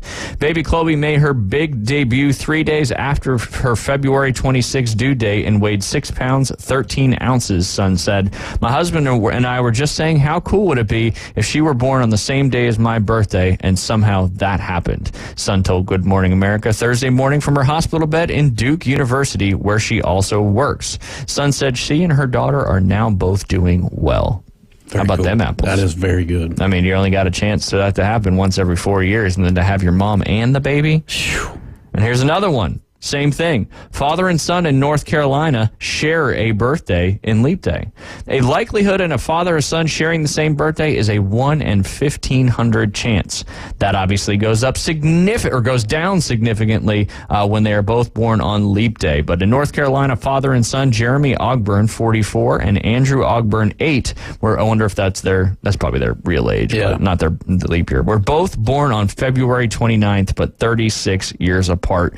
Leap year happens. This is from ABC 11 up there in North Carolina, ABC 11 Eyewitness News. And they said sharing a birthday was not expected. Andrew was due on February 17th, 2016, but in the last hour of February 28th, Andrew was born. We didn't think there was any chance, Jeremy said, but here he was. This is only the 11th time Jeremy has celebrated his birthday, and this is the second time for Andrew, so that's why we're going all out. This year we're doing a lot more celebrating, Jeremy said. I think I'm a lot more excited about having a birthday because we share it, and it's exciting to see him being so excited that we're going to have one. A father-son bond is always special, but it's safe to say this is different because on Leap Day, there are 2 of 5 million people worldwide who will get to hear happy birthday. Whenever his birthday comes around, Jeremy said, it's to remember he has a unique birthday. It's kind of an interesting thing that happens, and it's even more fun to share with him, he said. Cool stuff there. If you had a birthday on February 29th, are you celebrating it on the 28th, or are you celebrating on the 1st? What are you doing in that situation? I mean, I don't. Do you think people actually just celebrate it every 4 years? that I would love to hear a story of that. Because I mean, it almost kind of sounds like some of these people do. Yeah. But yeah, I would do it on February 28th because it's in the same month. Right. Right. Because you're a February baby. I mean, it makes sense. Yeah. I wouldn't celebrate on March 1st. That'd be uncomfortable. But now people are celebrating their birthdays like all month long. Have you seen all that going on? I'm like, man, that's kind of crazy. Birthdays are they're cool when you're young. But once you 25 is the last important one because you get lower car insurance. That's it. Then after that, then it's like 30 and 40 and all that good jazz. 50 for you here, what, in 6 years? 7 years? I'm still taking my Century 50, over 50 pills. Are you? Yeah. Mama Henley got you hooked up with those? She does. Smart. Yeah. She's like, you're close enough, honey. Yeah. It's not going to hurt. It's vitamins. What's Social Security, 63 now? I think it so keeps... that's like, a milestone, I guess, for some people. That's true. Yeah. I think it keeps going up, though. Yeah. I think it keeps going up and up and up because it's eventually going to run out. But that's a neat topic for neither here nor there. It's like Mom the other day. She got married. She turned 65 in January. She went to the doctor, Medicare. I mean, she went to the doctor for like $5 or something. Yeah. She was like, oh, yeah. She was calling me like clapping. I'm like, yeah. And you're like, I need something to go to the doctor for. Right. But you want to hit yours? I got a couple more too. But well, do you remember back many months ago, Spirit Airline was doing a $99? Oh, yeah. You can fly anywhere you want to for the whole year. Spirit used to fly here out of Panama City? Maybe. I think they had a direct to Orlando. That might have been Allegiant. I don't know. It was one of those. Southwest, I know, did. Okay. Yeah, Southwest got a lot of good ones. You catch them at the right time. Back a few months ago, a 6-year-old unaccompanied minor was meant to fly Spirit Airlines to see his grandmother in Fort Myers, Florida over the holidays. Spirit said in a statement that although the boy was under the supervision of airline employees for the duration of his trip, he mistakenly wound up on a flight from Philadelphia to Orlando. Sounds like Home Alone. Yeah, I mean, he ended up in Orlando, Florida. There you go. They ended up in Miami, I think, in the first one. They did. But it's still Florida. Yep. We apologize to the family for this experience, Spirit said, after the boy landed 160 miles away from his intended destination. I mean, they almost got it. Yeah, that's close enough. He could Uber from Orlando to Fort Myers. But it'd be pretty expensive. Disney should make a movie about that because the kid that small ends up in Orlando of all places. It's almost like the kid they got some low-hanging fruit willed it there. to happen. Yeah. He was like, I don't want to go there. I'm going to go to Disney. That's right. Ended up in Orlando. MCO. Airport code over there. Oh, really? Yep. All right. I'm ECP here. Yeah. EWR. Don't know that one. Newark. Oh, you would know that one. Yeah. ATL. Yeah. Yep. ATL just had to be normal. Well, it'd be in Hartsfield. I thought it'd be HTR or something like that. I don't really know how that's all figured out, but there's got to be a rhyme or reason. Has to be. Yeah. Probably just has to do with all the other airport codes out there. Probably who got it first. Yeah. Like the oldest ones, they probably got the ones that were closest to their actual abbreviation. Yeah. And like if you came around and it was similar, then you had to figure out something that was kind of close or whatever. Yeah. Like Panama City's is almost backwards. Yeah, it is. Yeah. I don't know what the E stands for, but PCE. Then our good friend Alan a few months ago almost ended up in Palm Beach. Yeah, when he came down, he almost ended up in. It was Palm. I thought I was going to say Panama, the country of Panama, which we've seen happen a few times here. Yeah. But he almost ended up in the Palm Beaches. With the Palm Beaches, where the Cognizant Classic is currently going on. Yeah. But that's as a parent, that would not be a good feeling.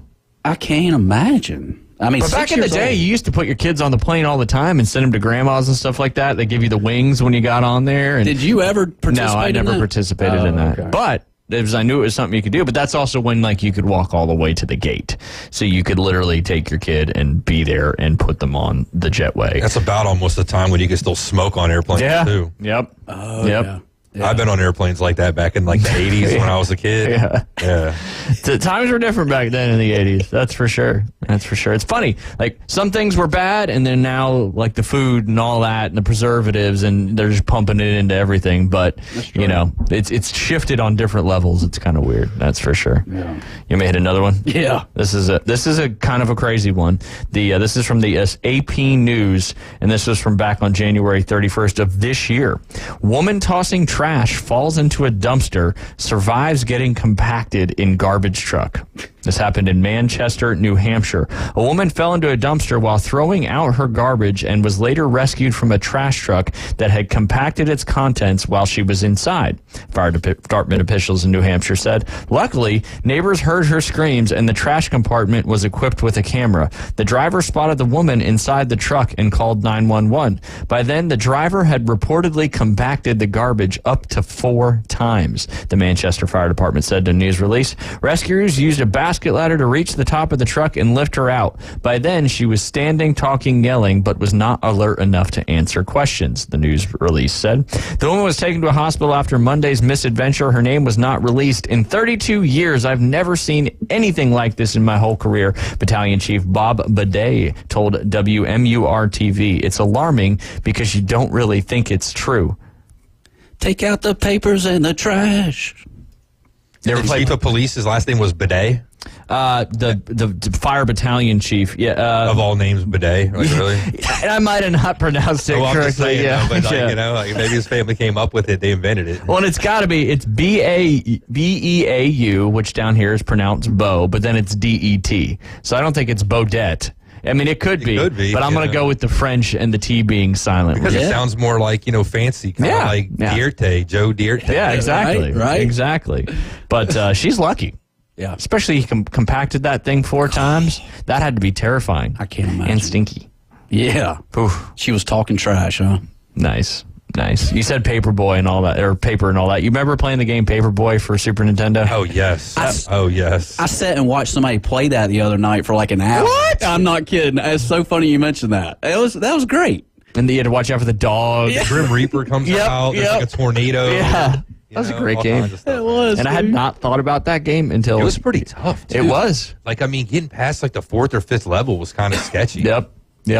It really was. And you could throw it in the mailbox or their front door. Or you can break the windows. Yeah. You got points for that, too. So you got points taken off. Yeah, deductions. Or like you missed the house and you didn't deliver it and they stop getting the paper delivered. Yep.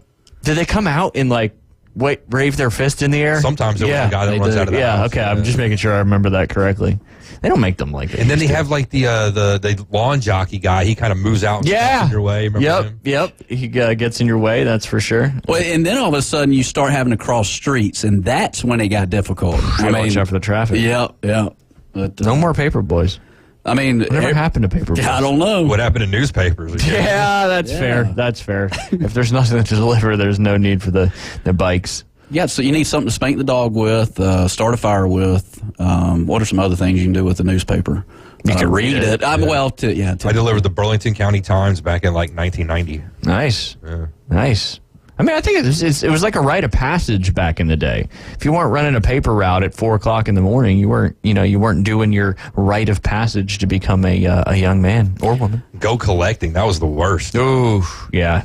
No one wants to do that. Did you ride on an actual bike, Caveman? No, I didn't have a bike for it. I walked around. It was like kind of like a apartment condoplex for people that like lived in the military. Yeah. I was a military brat at the time, and so walking around because I had to go upstairs like in units and stuff like that. I have good memories of Dad did a paper route when I was about 5 or 6 at about 10 or 11 o'clock at night. Yeah. And I remember, I would make it for the first 30 minutes in the back seat, and I was chunking papers out of the back seat. And about 30 minutes later, I would just I'd just go to sleep. But man, what a great memories. Yeah, Dad trying to make ends meet. That's it. Doing whatever you can to make a buck. And that's it. That's how papers used to be delivered. That's for sure. Yeah. I got one more. All right. This one came from Beth. I love it. It's a little interesting. The headline of this particular is from WKTLA Los Angeles number 5, or Los Angeles Channel 5 news station. The title of this is Humpback Whale Sex captured on film for the first time. The kicker is they were both male. Oh, my. Scientists captured images of humpback whales mating for the first time ever and discovered the two whales in question were both males. The photographs published in Marine Mammal Science are unique because copulation between humpback whales has never been photographed during the decades of research on the species. The animals were spotted off the coast of Hawaii by 2 photographers in a private boat. Scientists confirmed the whales in the images were both males based on the photographs of their tail flukes and genital regions. One whale in the encounter appeared healthy, while the other one was thin, covered in lice, and appeared to be suffering a jaw injury.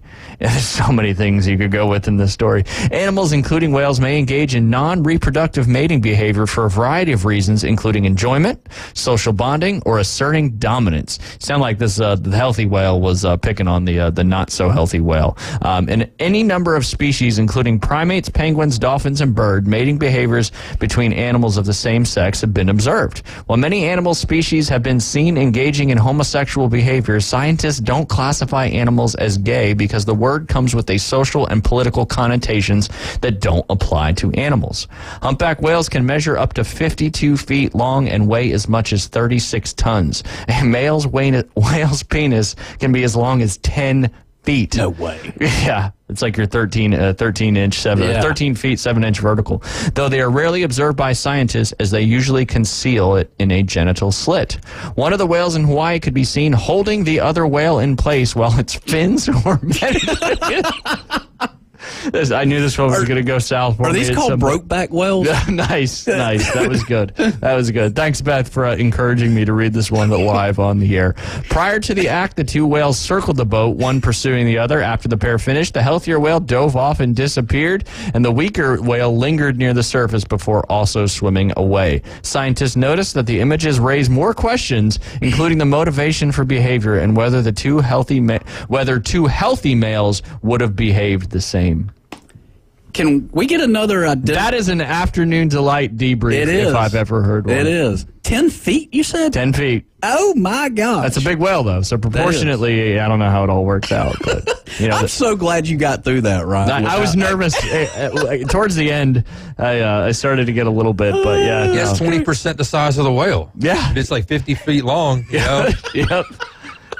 I think about it. Yeah. That's tough. Yeah. That's tough. But it sounds like he was picking on the asserting the dominance. I got 2 girl dogs, and the smaller one, I got like a little toy, poodle mix. Yeah. And she'll for the dominance thing on my bigger dog that weighs like 75 pounds. Yep. Wow. It's funny. We got 2 as well, and one's about 35, 40 pounds, and the little one's about 14 pounds. And yeah, she'll go to town. Yeah, my little one's about Ollie. Like 13, 14. Yep. Yeah, exactly right. And they're like little jackrabbits. Yep. But yeah, it's a hey, I control you kind of thing. Right. And that's probably what this humpback whale situation was as well. Yeah.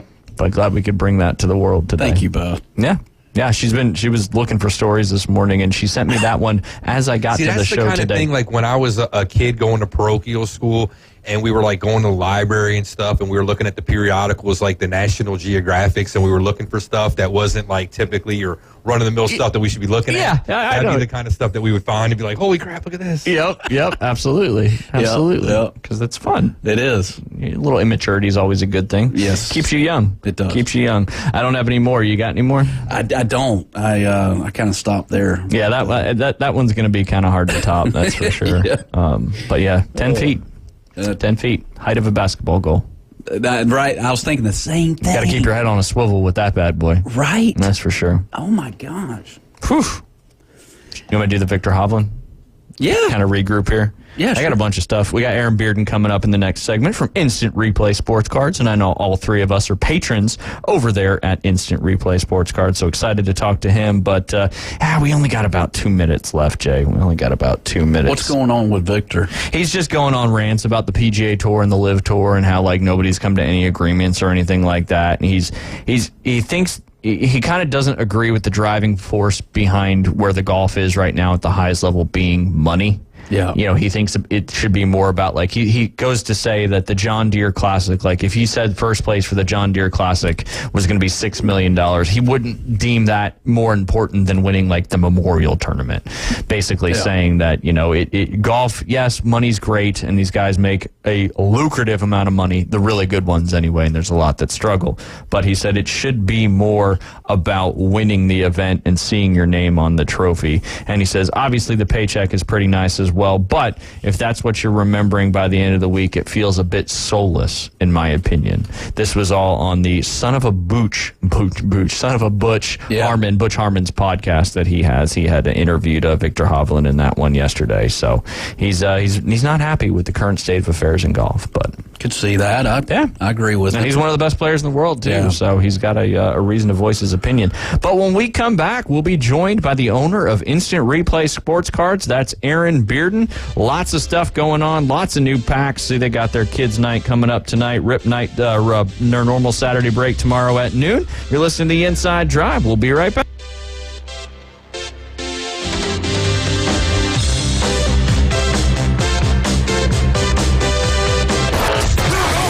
ESPN Northwest Florida, the Afternoon Underdogs.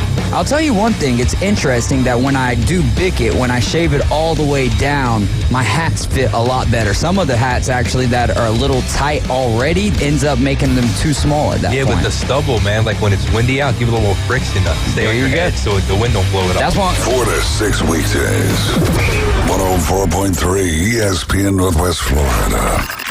Good afternoon. This is Joanna with your weather forecast from ESPN Northwest Florida on this Friday. Lightly raining the remainder of the day with a wind around 9 miles per hour out of the southeast and 67. Tonight, look for a light breeze and light showers with a temperature near 63. Tomorrow, a high around 71 and raining heavily most of the day except mostly clouds in the evening. Sunday, very warm with a high of 72 and some sun. This weather forecast is brought to you by Ellis Agency Insurance. Thank you for listening to ESPN Northwest Florida. Rely on it. As a realtor, it's important who you choose as your title company. May we suggest South Oak Title? Their offices are modern, comfortable, and state-of-the-art. South Oak Title can close transactions in any location in Florida, Alabama, and Tennessee. Their free mobile app allows realtors to deliver a net sheet in seconds. They provide mobile closing services to accommodate buyers and sellers. Their offices are beautifully decorated, state-of-the-art, complete, safe, and secure. South Oak Title, creating a better title and closing experience through technology and tailored service. Visit them online at southoaktitle.com. Hi folks, I'm Tracy from Tracy's Fine Jewelry.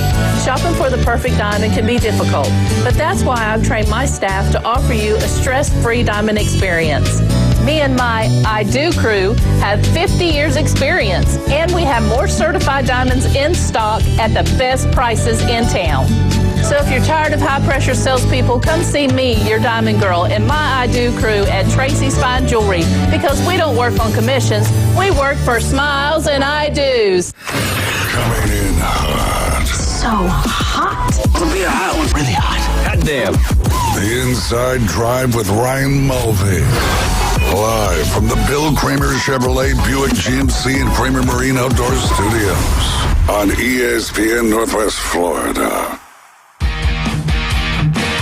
And welcome back. You're listening to the Inside Drive live here on ESPN Northwest Florida. It's Friday. It's just after 12:20, and that only means one thing. We are joined on the line by the owner of Instant Replay Sports Cards down there in the Stanford Station Shopping Plaza, and that's Aaron Bearden. Aaron, how are you doing on this Friday?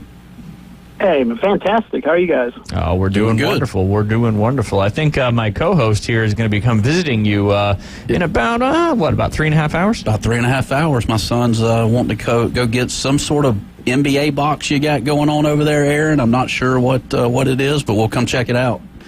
Okay, sounds good. Yeah. We will be here. Like an Illumination or something like that? Something like that, yeah. We'll shop around. We'll browse. And yeah. So look forward to seeing you this afternoon. There you go. But yeah, recapping a lot of things that you've had gone on in the last 10 days or so. Obviously, you had the big break, which me and Caveman Rick, who's on the board with us today, were happy to be a part of, and just an awesome break. And one thing I want to mention to all of our listeners, every time you do a break or something like that at your store, you always throw in some extra stuff too. And that's not something that you have to do by any means, but it just shows me, and also shows a lot of your loyal customers, that you really do care about the people coming in and out of your store. So I just wanted to make sure I mentioned that, is if you get it in any of these breaks or these big promotions that Instant Replay is running, Aaron and the crew there are always doing an amazing job really taking care of their customers. But just recap a little bit how that big break went, and then of course the big hobby rip night you had last Saturday as well.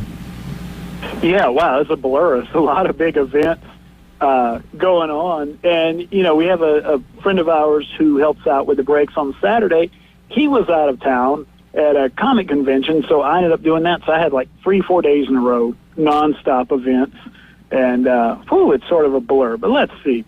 Big break. Thursday night, we did a bunch of football boxes from 2020 to 2023. I recall there being some good cards pulled, but honestly, I opened so many cards over the weekend, I could not tell you for most of the break what happened. But I know it was 5 or 6 boxes worth.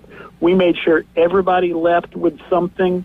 We gave out as a bonus some 2023 Panini Player of the Day packs, which those are about $10 a piece, and we gave a bunch of those away. So I hope everybody had a good time. It was great to see Caveman Rick down here. I know, Ryan, you were in the break as well. We had pretty good turnout. What we do for that break, it happens after the store closes. So the only way to get in is basically to be in, to have bought a spot into the break. Then you can get into the shop after hours. We do refreshments. We try to have fun with it and still get everybody out. It is a school night after all. So we get everybody out in about an hour 15 if we can. That's what I thought was one of the most impressive things is, you had several boxes you were going through. And sometimes, if you get on Whatnot and some of these other sites, these breaks can drag on. And you guys did a great job of kind of going through it. Because at the end of the day, that's what the people want. They just want to see what they get in the break and then be done with it. We also did an impromptu break that night as well, like right after the fact, too. Ooh, yeah. Nice. Yes. Yeah, we did. Yeah, we had a little group and just said, hey, anybody want to get in on a break? And for those people who were here in the shop, we offered it at a discount. So another good reason to buy in, there's always ways to get a little something extra and then save some money. So, we try to do that for the people that are willing to kind of take that leap with us and jump in on one of these breaks. We know it's expensive. It can be hard to justify throwing that kind of money out on, some little pieces of cardboard with athletes on it. So we do try to reward the people that will give us their trust and get in on those breaks. Aaron, I did have a question from a listener, and I think you just explained it. For all the newbies out there, what is a break? And I think you just did explain that, if I'm not mistaken. Yeah, but he can elaborate a little bit. Yeah. Sure. So with these, there's a million different ways to do breaks, but some of the more conventional ones, essentially a bunch of people buy in on a product because these boxes are expensive. Some of them are hundreds or thousands of dollars a piece. So you buy in at a fraction of the cost, and then everybody gets, teams or groups of teams or whatever ahead of time. We randomize it, so everybody gets a team. And then as we open the product, you get all the cards of that team. So it might be a nickel common card. It might be $1,000 autograph card. We just don't know until we open the boxes up. Mm-hmm. So everybody who bought in got one of the 32 NFL teams. Like I said, we opened 5 or 6 boxes at least. With a lot of cards, everybody left with something. Yeah, and I think out of that 5 or 6, there were like 15 or 17 autographed cards, something like that. Yeah, it was awesome. And that's where the big money is. And that's one of those things, like, you can go buy a hobby box yourself and hope to get one of these crazy expensive cards and spend $500, $600, $700 or upwards to over $1,000. Or you can get in on a break with several of these really expensive hobby boxes for $50 or $100, and you're taking a lot less of a risk with your buy-in, but still have the same opportunity to potentially pull some really cool cards. A lot of excitement too, with like multiple people being there instead of just sitting there like in your living room, or the kitchen of your house or dining room table, ripping cards by yourself. Yep. Definitely a more fun thing to do with others. That's for sure. And it's also cool to see, even if it's the cards you may not be getting, you get to see some really cool cards, and there's just so many cool products out there. Like this is just random, but I was watching a Whatnot. I've been starting to get in a little bit more on Whatnot and getting individual cards and starting to build up my collection. But there's this new product out by Wildcard. It's like a cartoon collection, and it was a C.J. Stroud cartoon, like illumination box. And I was just watching the break to see how cool the cards were, and they were just really neat. And that's a whole nother part of being in breaks or just watching breaks in general is there's just so many cool different cards out there, and being able to see them, it's even if it's not your card, it's still exciting to see a card be pulled. That's for sure. Sure. And we do them on Saturdays every week. Saturday, 12 o'clock. We do a lot. I don't say it's much smaller than the big break, but we do a lot of hobby boxes where it's one box at a time. Big break is usually, a group of boxes. But people can come in and for $15, $20, $25, something like that, get in on a single box or just hang out and watch it. And it's a great way to find out if some new product is out and you're not sure, maybe that's something you want to collect or not. Come down and watch people open a box of it. And, we'll have people do that and go, oh, okay, those cards look really cool. I think I want to get a box of that or get in on the next break myself. And sometimes you see it and you're like, wow, I wasn't feeling the look of those cards or something like that. Yeah. So it's cheaper than buying the full box and then finding out, you open the first pack and you're like, oh, these aren't really for me. Yeah, definitely. And is one of the other cool things that I found out when I visited the store not too long ago is you can host a kid's birthday party there, right? It's one of the things, as a parent, you're always looking for different venues to host, your kid's birthday party at. And if your kids are really into collecting and all that, tell them a little bit about that's something you guys offer there right at Instant Replay. Yeah, we offer, hosting birthday parties. And so what we'll do is we do breaks with the kids, basically. The parents can come in ahead of time and purchase boxes, and we'll do the break for the kids. I believe it's all on our website, or you can get a flyer in the shop or scan the QR code right here in the store and get all the information that you need. But, we've done quite a few of them now, and the kids have a great time with it. And, it's a different kind of thing for a birthday party you send your kid to, and they come home with, hey, I got these cards. And, man, some of these kids pull some really good stuff. We had a kid a while back. He was not even the birthday celebrant. He pulled out like a $150 card just for whatever random team he got. That's better than those goodie bags you get at a party. Like they got like a little blower or something in there, like a little yo-yo or something, and a break in 5 seconds. Yeah, you can go. Yeah, and we do a bag for each of them, and they have some of those sort of sports themed things, but we also put cards in there as well, put packs in there for them. Yeah, I just think so. that's There's always that chance. A great idea. I mean, especially if your child is into, and it just seems like it's getting, I don't know, maybe just because I'm getting more involved in it now, but it just seems like it's getting bigger and bigger. I mean, your son Parker, Jay. Yeah. I mean, him and all his buddies. I mean, my daughter was FaceTiming with a bunch of her friends from school, and they were trading cards on FaceTime, and it just seems like, and I don't know if it's because I always say because of the social media and the easy to find these people's names and stuff like that. But when I saw that, I just thought that was a great idea because you can do that with the TCGs too, not just the sports cards, right? Mm-hmm. Yeah, absolutely, and that's huge. And the other thing too, the birthday parties are not just for kids. We do them. We have adults that do them as well. I like that. That's cool. I like that. That's a good idea. Yeah, that's a good idea. It's, a little different, something to try. Yeah, but you could go home with, even if you're not the birthday boy or the birthday girl, you like Caveman Rick said, you could go home with something really cool other than, some silly stuff. But and speaking of hobby boxes and all that, is there any new products you got in the store that just may have just arrived? Yeah, well, last week, boy, I lose track of time. Topps 2024 just came out, which, we've been talking to everybody that's opening it. I think pretty much across the board, everybody's saying this is the best-looking Topps set of the last 10 years.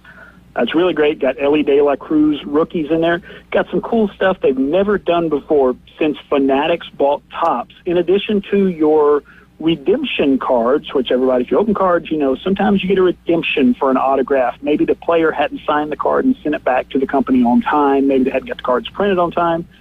So you get this redemption. You send it in. They send you the card when they have it. In addition to that, Fanatics has put redemptions in there for actual Fanatics autographed merchandise off their website. So you can open a pack and pull a redemption and it's a Julio Rodriguez signed jersey, or it's a Ronald Acuna signed bat, or something like that. So really cool thing they've never done before that people are really excited about. And then Topps 5-Star just came out this week as well, which is another really nice high-end product. It's only 2 cards. They are both autographed. They put a lot of big-name, high-end Hall of Famer autos in there.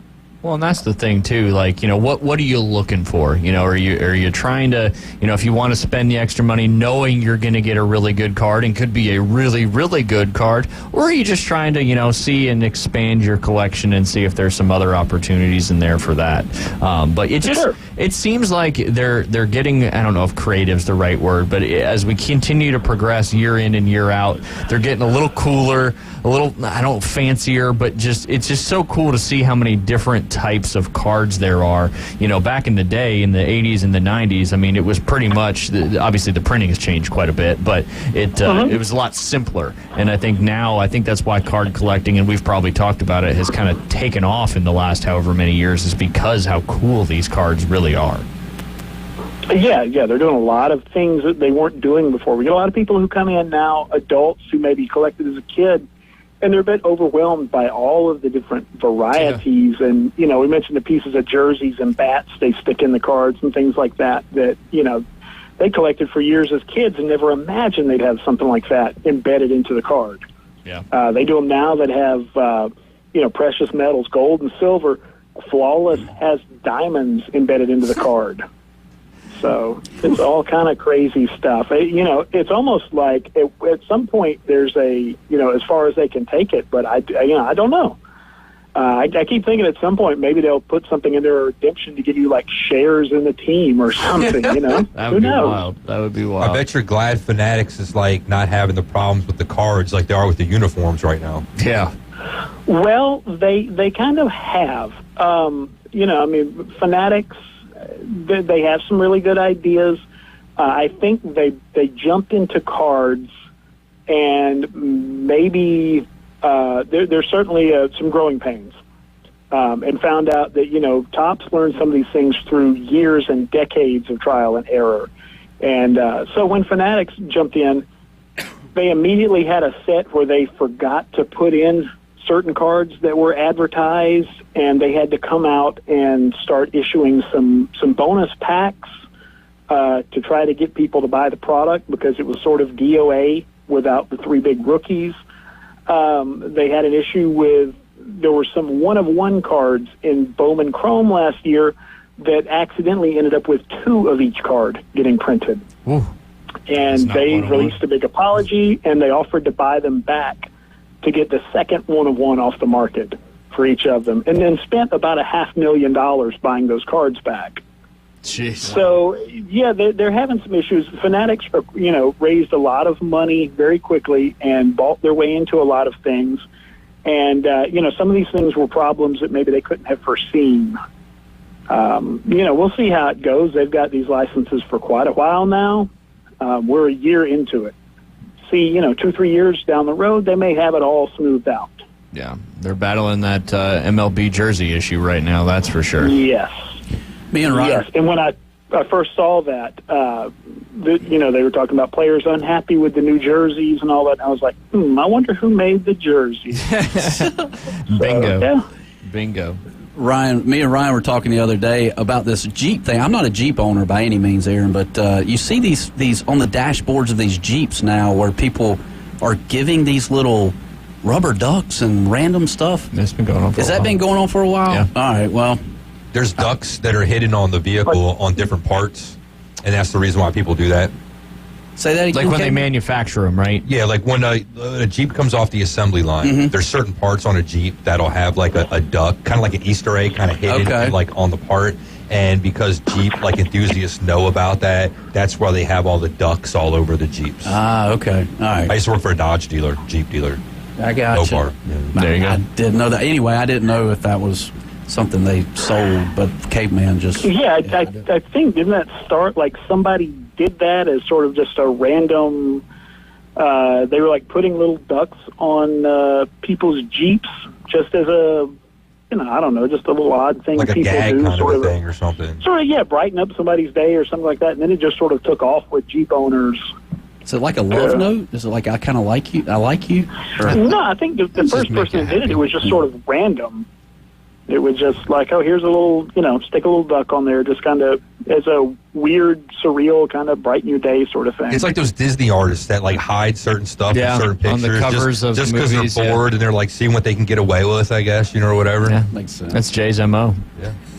That's for sure. That's for sure. But Aaron, what do you guys got coming up? You kind of, you know, got your normal swing of things going on this Friday and Saturday. So let all our listeners know if they want to head over to the store. There's not going to be a lot of good outdoor activities the next 2 days. So maybe go check out Instant Replay, and you got some stuff going on for them.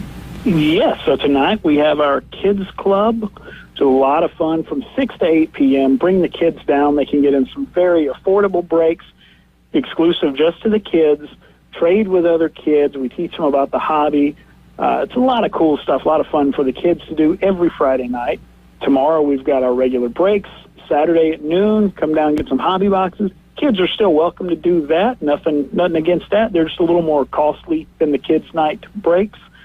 And very soon we're going to be announcing the big break for March, which will be a baseball break this time, and it will include some Flawless baseball, which is kind of the top product out there. So look for that here in the next few days to get announced. That's and awesome. To go on sale. That's awesome. Yeah, you've kind of been doing this big break each month, which is very exciting. It gives a lot of people an opportunity to maybe get, like we talked about, some awesome cards. But you're not just selling cards there. You guys are looking to buy some stuff too, right? Certainly, all the time, 7 days a week. We are buying cards. Yep. As well as memorabilia, autographed items. any of that stuff, yeah, bring it on in. We will always take a look, no matter what you got. Anything card sport related, we're happy to take a look at it. If you just don't know what it is you're looking at, maybe you've found some cards in the attic, maybe they were someone else's that moved out or something, we'll take a look at them and let you know anything we can about them, give you an idea of some value even. Yeah, absolutely. You guys are a wealth of information down there at Instant Replay in the Stanford Station Shopping Plaza. Aaron, we are up against the break. We appreciate your time as always and appreciate all the cool stuff you do down there at Instant Replay. And Jay, we'll see you here in a couple hours. Yes, sir. All right. Hey, thank you, guys. Everybody, you have a great weekend out there. You do the same. That was Aaron Bearden from Instant Replay Sports Cards and Memorabilia right there in the Stanford Station Shopping Plaza. When we get back, it'll be our last segment of this week, Friday, March 1st. You're listening to The Inside Drive.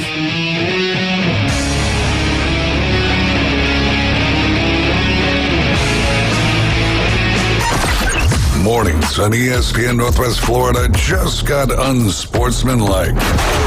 I'm starting a workout challenge, 75 hard for those who know it. Well, good for you if you can do this. I don't think I could do it, admittedly. I'll lose, most likely. Well, this is how I know I'd crush him in this challenge. I'm ready to start right now. Do it.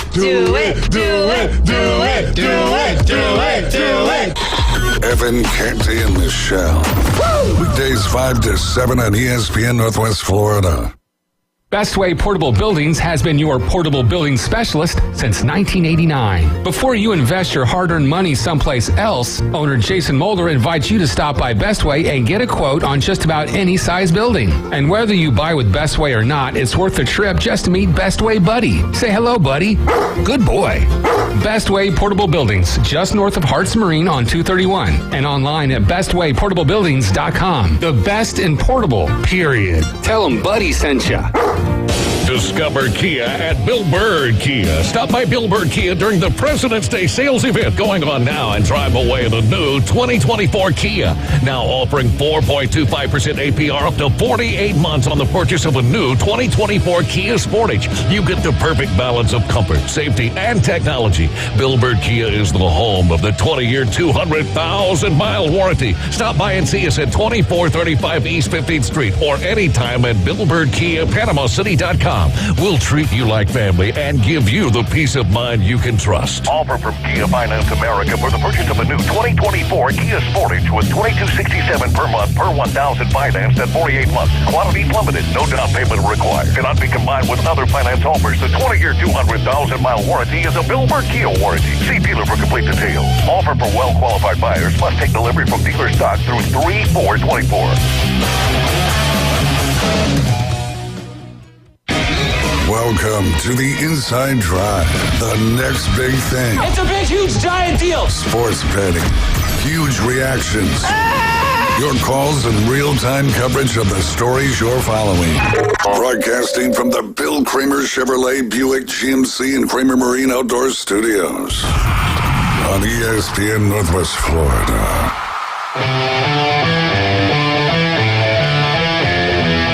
And welcome back. You're listening to The Inside Drive live here on ESPN Northwest Florida. Afternoon Underdogs coming up at 4 p.m. on this Friday, March 1st. Jay, the poll is still heavily handed on not letting it mellow. Oh, okay. Yeah. Yeah. Yeah. All right. Good poll question, but heavily handed. Best of show later on, too, by the afternoon. Best of show with the Because afternoon David's Underdogs. not around, so me and him, we got the day off. Nice. Cool. Nice. Well, kind of. Well, your normal afternoon My normal day slot. off. There you go. But yes, one thing I will say one more thing about Instant Replay and Aaron down there is when you go into that store, you don't, and I've went into other places where you kind of feel intimidated sometimes, and they do not make you feel intimidated at all. Like I didn't know anything about anything when it came to that kind of stuff, and they just, the way they talk to you and the way they kind of guide you through everything, it doesn't make you feel like you're an idiot, for lack of a better terms. They really help. They want people to understand and know what's going on, and that's one of the very things. chill. And the thing is, too, if you haven't done it in a while, like You're the same age as me since 80s, early 90s.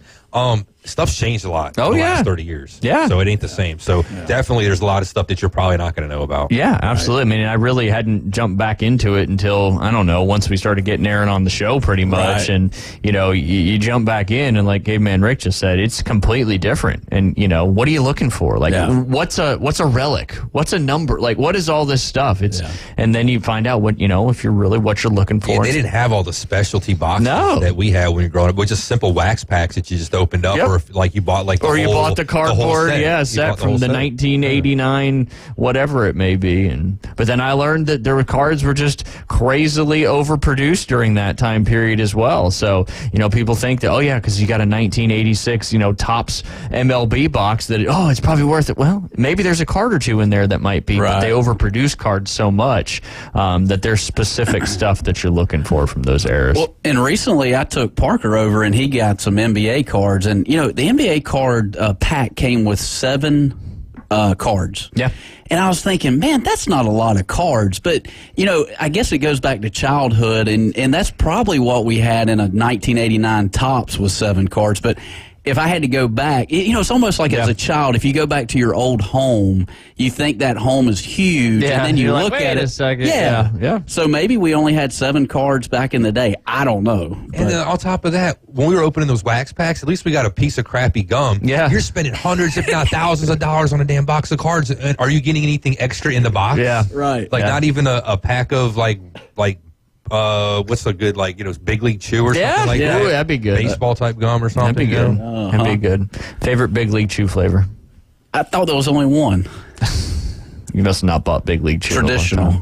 So just original bubble just gum? original, yeah. It's a standard, I think. It was that. It was Razzles was a candy that we used to get over at the concession stand. Yeah, Razzles. Sometimes Razzles, they'll get real... letters. Yep. To win. Oh, I remember those. Yeah, Razzles were good. Yeah.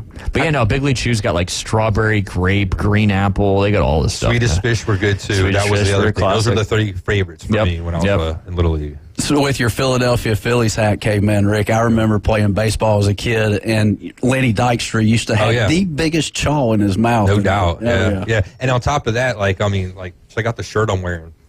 Yeah. I mean, you can upset 2 huge fan bases all at the same time by wearing 1 T-shirt. Yeah. And who's going to do that? A Philly fan. Yeah. It's kind of par for the course. That's why I'm wearing the hat too, so they know who's doing it to them when they see the shirt. Yeah. They know. That's the original form of trolling. Now people do it on the internet, but that's trolling to a T. That's for sure. Yeah. Combine got started yesterday. Jay, did you check out any of it? No, I didn't. I got my checking out as of yesterday on the Combine. So yeah. Tell me more, Ryan Mulvey. Tell me more. I feel like I'm in Greece.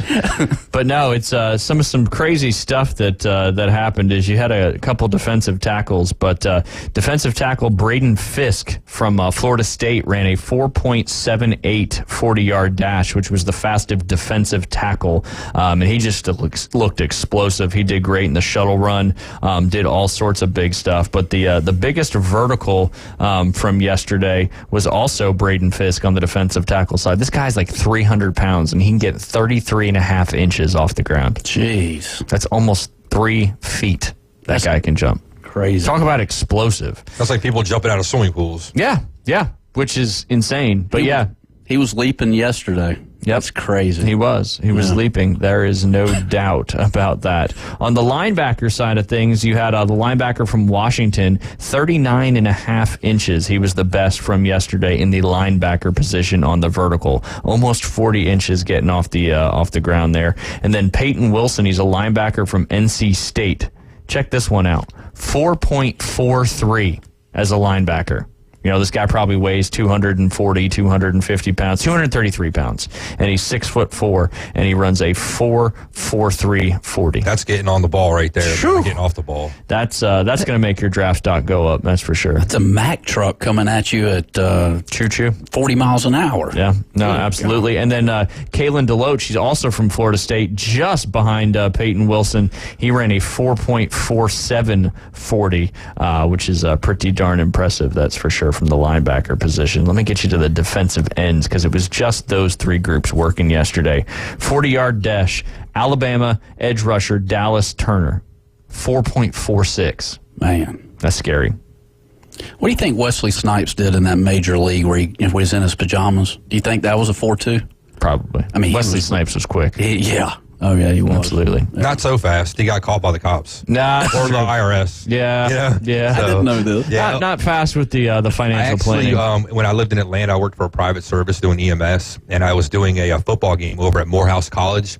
Denzel Washington's kid was a running back for the team when I was actually working that game. So Denzel was like 5 rows behind me in the stands, along with Wesley Snipes. Wow. Back in like 02, I believe. If I'm That's not a fun mistaken. fact. That's pretty cool. That's a fun Pretty fact. cool. Yeah. 02, 03 area. Favorite Wesley Snipes movie? Oh, dude.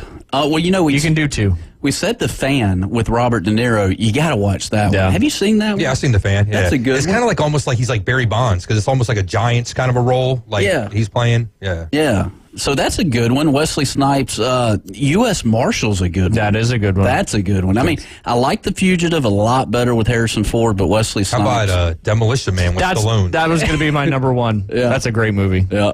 Great movie. How about number 2, Ryan? I mean, I don't know. I think you already covered the one. Did I? Yeah. The one with Sean Connery, Rising Sun. I think. Ooh. That's pretty good too. That's a good one. Like Yakuza kind of stuff and all that. Yeah. Yep. Hey, real quick before you guys go through all the rest, did you want to talk about Mecole Hardman? Yeah. What happened with him? Oh, so supposedly, and I don't know how true this is. The leaking of the leaking Jet stuff. the playbook, the plays, deliberately, I mean, if you can get in a lot of trouble for that. I mean, right? if the Jets are 100% on this, and this really happened, one, Mecole Hardman, he's never getting a job again. Yeah. And 2, here's the other thing: when if he the Jets caught the winning are touchdown. lying. I heard Lou Riddick on ESPN before I came today talking he can get his the pantsuit off of the Jets if they're lying about this because that's like defamation of character. Oh, right absolutely. there. That totally ruined his career. It's going to be interesting to see. And he did catch the winning pass in the Super Bowl, right? In overtime against the Niners? Yeah. Which is crazy. Wow. But yeah, I mean, there's just, I don't know. It's this day and age, it just seems like there's more and more stuff that you never that's thought like would. Benedict Arnold type stuff right there if you're doing that to your teammates, man. Yeah, because typically, when you get traded or you leave, they're taking everything that you may have and they're making sure, and you probably have But to. you could copy that too. Oh, of course. While you have it in your hands. But it shows your character. I mean, if it is in fact true. Or do something slick, like what wasn't it Mike Leach that dropped the phony playbook one time? Yeah. To try to give the team thinking they have an edge, but he totally clowned them. That's some Waterboy stuff there. With a red Bo Hughes playbook that he stole from Howdy Jerry Lewis. Yeah, this is good. We suck again. Such a good one. But getting back real quick, just a couple more quick stats that are kind of crazy. Dallas Turner, the one who had the best 40 time there for the defensive end, also had the best vertical at 40.5 inches on that one. Broad jump, Jay, we talked about it yesterday. You had Jalix Hunt out of Houston Christian University did 10 feet 8 inches. And then Chop Robinson, who had a huge day yesterday for the edge rushers out of Penn State, he was also at 10 feet 8 inches. We were talking about how far we could do our broad jumps, but yeah, this guy doing this, he is where is his height and weight here? I just had it. He weighs 252 pounds. He's 6 feet 4 inches, and he's got an over 10-foot broad jump. Jeez. That's explosiveness. That's what that's measuring, how quick you can get off the ball. And if you get a chance to watch it, if you got the NFL Network, it's pretty cool. And it's obviously the schedule is going to continue to move into the, I think today is the cornerbacks and specialty positions, and then wide receivers, quarterbacks, and running backs will be on the weekend. So they don't have to land this thing, really, like the broad jump. They're not having to land it, right? I think they are. They have to land it. But they get multiple attempts at each one of these things. I got you. Yeah. So, but yeah, let's see what the on the defensive tackle, because those are the bigger guys. Braden Fisk just had an awesome combine, Florida State alumni there. He also led the broad jump for the defensive tackles at 9 feet 9 inches. And he's a big boy. I want to say he's close to 300 pounds. Let's take a quick gander. Yeah, 292. 292. I mean, I'm envisioning this. Imagine getting hit by that. The studio's probably 10 feet. Hey, you think that's 10 feet, right? Well, it's about the size of a humpback whale's penis. Yeah, that's about right. Might be a little small. Yeah. Oh, my God. I'm trying to figure that out. Yeah, that's 300 pounds, broad jump. I can't imagine. That's Earth. I mean, that's an earthquake. Yeah. I mean, to do it at that weight, it just shows how much of a freak athlete these guys are and why that, these are the best of the best. Yep. And these aren't normal people that are doing this kind of stuff. Moving that quickly, jumping that high, running that fast. It's just... I wonder when the hand size information on the quarterbacks is going to come out, because that's always a topic. Yeah, it's always... And it never really seems to correlate to actual success. I mean, yes, but in theory, the bigger your hand, the easier it is to throw a football. But there's been a lot of successful NFL quarterbacks that haven't had large hands that have gone on to have great NFL careers, that's for sure.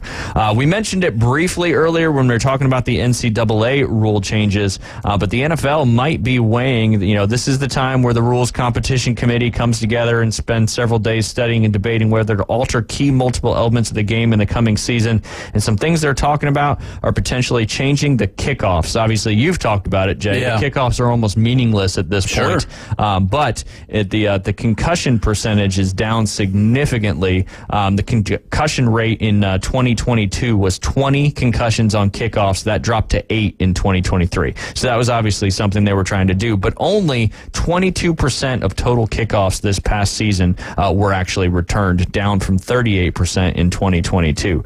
But they're looking at doing something potentially like the XFL kickoff, where they'll put the team way down there on the other side of the field to only give a few 10, 15, 20 yards to get to the kick returner, because that's where it is. These guys are running full speed and just hitting hard. So they're also probably going to ban the hip drop tackle, which they've been talking about quite a bit, which that just kind of drives me crazy. Yes, people get hurt from the hip drop tackle, but I mean, how are these guys going to be able to tackle it at some point? So interesting to see how that one will shake out. And then the tush push play is going to probably stand, so they're not going to ban that, which I like. Because if you find a way to do something that you got an advantage with, let them do it. Yeah. Just because they're better at it doesn't mean that it's got to be banned. But then also some end zone fumble changes might happen. That came up several times this year. Intentional grounding may change a little bit. And then, like you said, the officiating goes on to become more high-tech in 2024. Expected to come up for vote at the owners' meeting is a proposal to use optical tracking to measure the line to gain on first downs, replacing the chain gangs. Oh. A tracking system would help officials track the ball and players, and additional high-resolution cameras along the goal lines, sidelines, and end lines. So technology is certainly getting into it. I know we're coming up on the end of the show. Want to mention one more time before we have to take off. You got the Arnold Marlins taking on Jesuit, Tampa Jesuit, tonight, 6 p.m. kickoff in the Central Time Zone. You can head over there to Dave and Buster's for the watch party, or you can go to nfhsnetwork.com, sign up for that, and you can watch the stream down there. Good luck to the Marlins. Hopefully they can bring back another state championship. It'd be their first 5A state championship since switching from Class 4 to Class 5. So good luck to the Marlins. We appreciate you listening. Hope you guys have a great weekend. We'll be back on Monday. Best of show coming up this afternoon from the Afternoon Underdogs. We'll see y'all next week.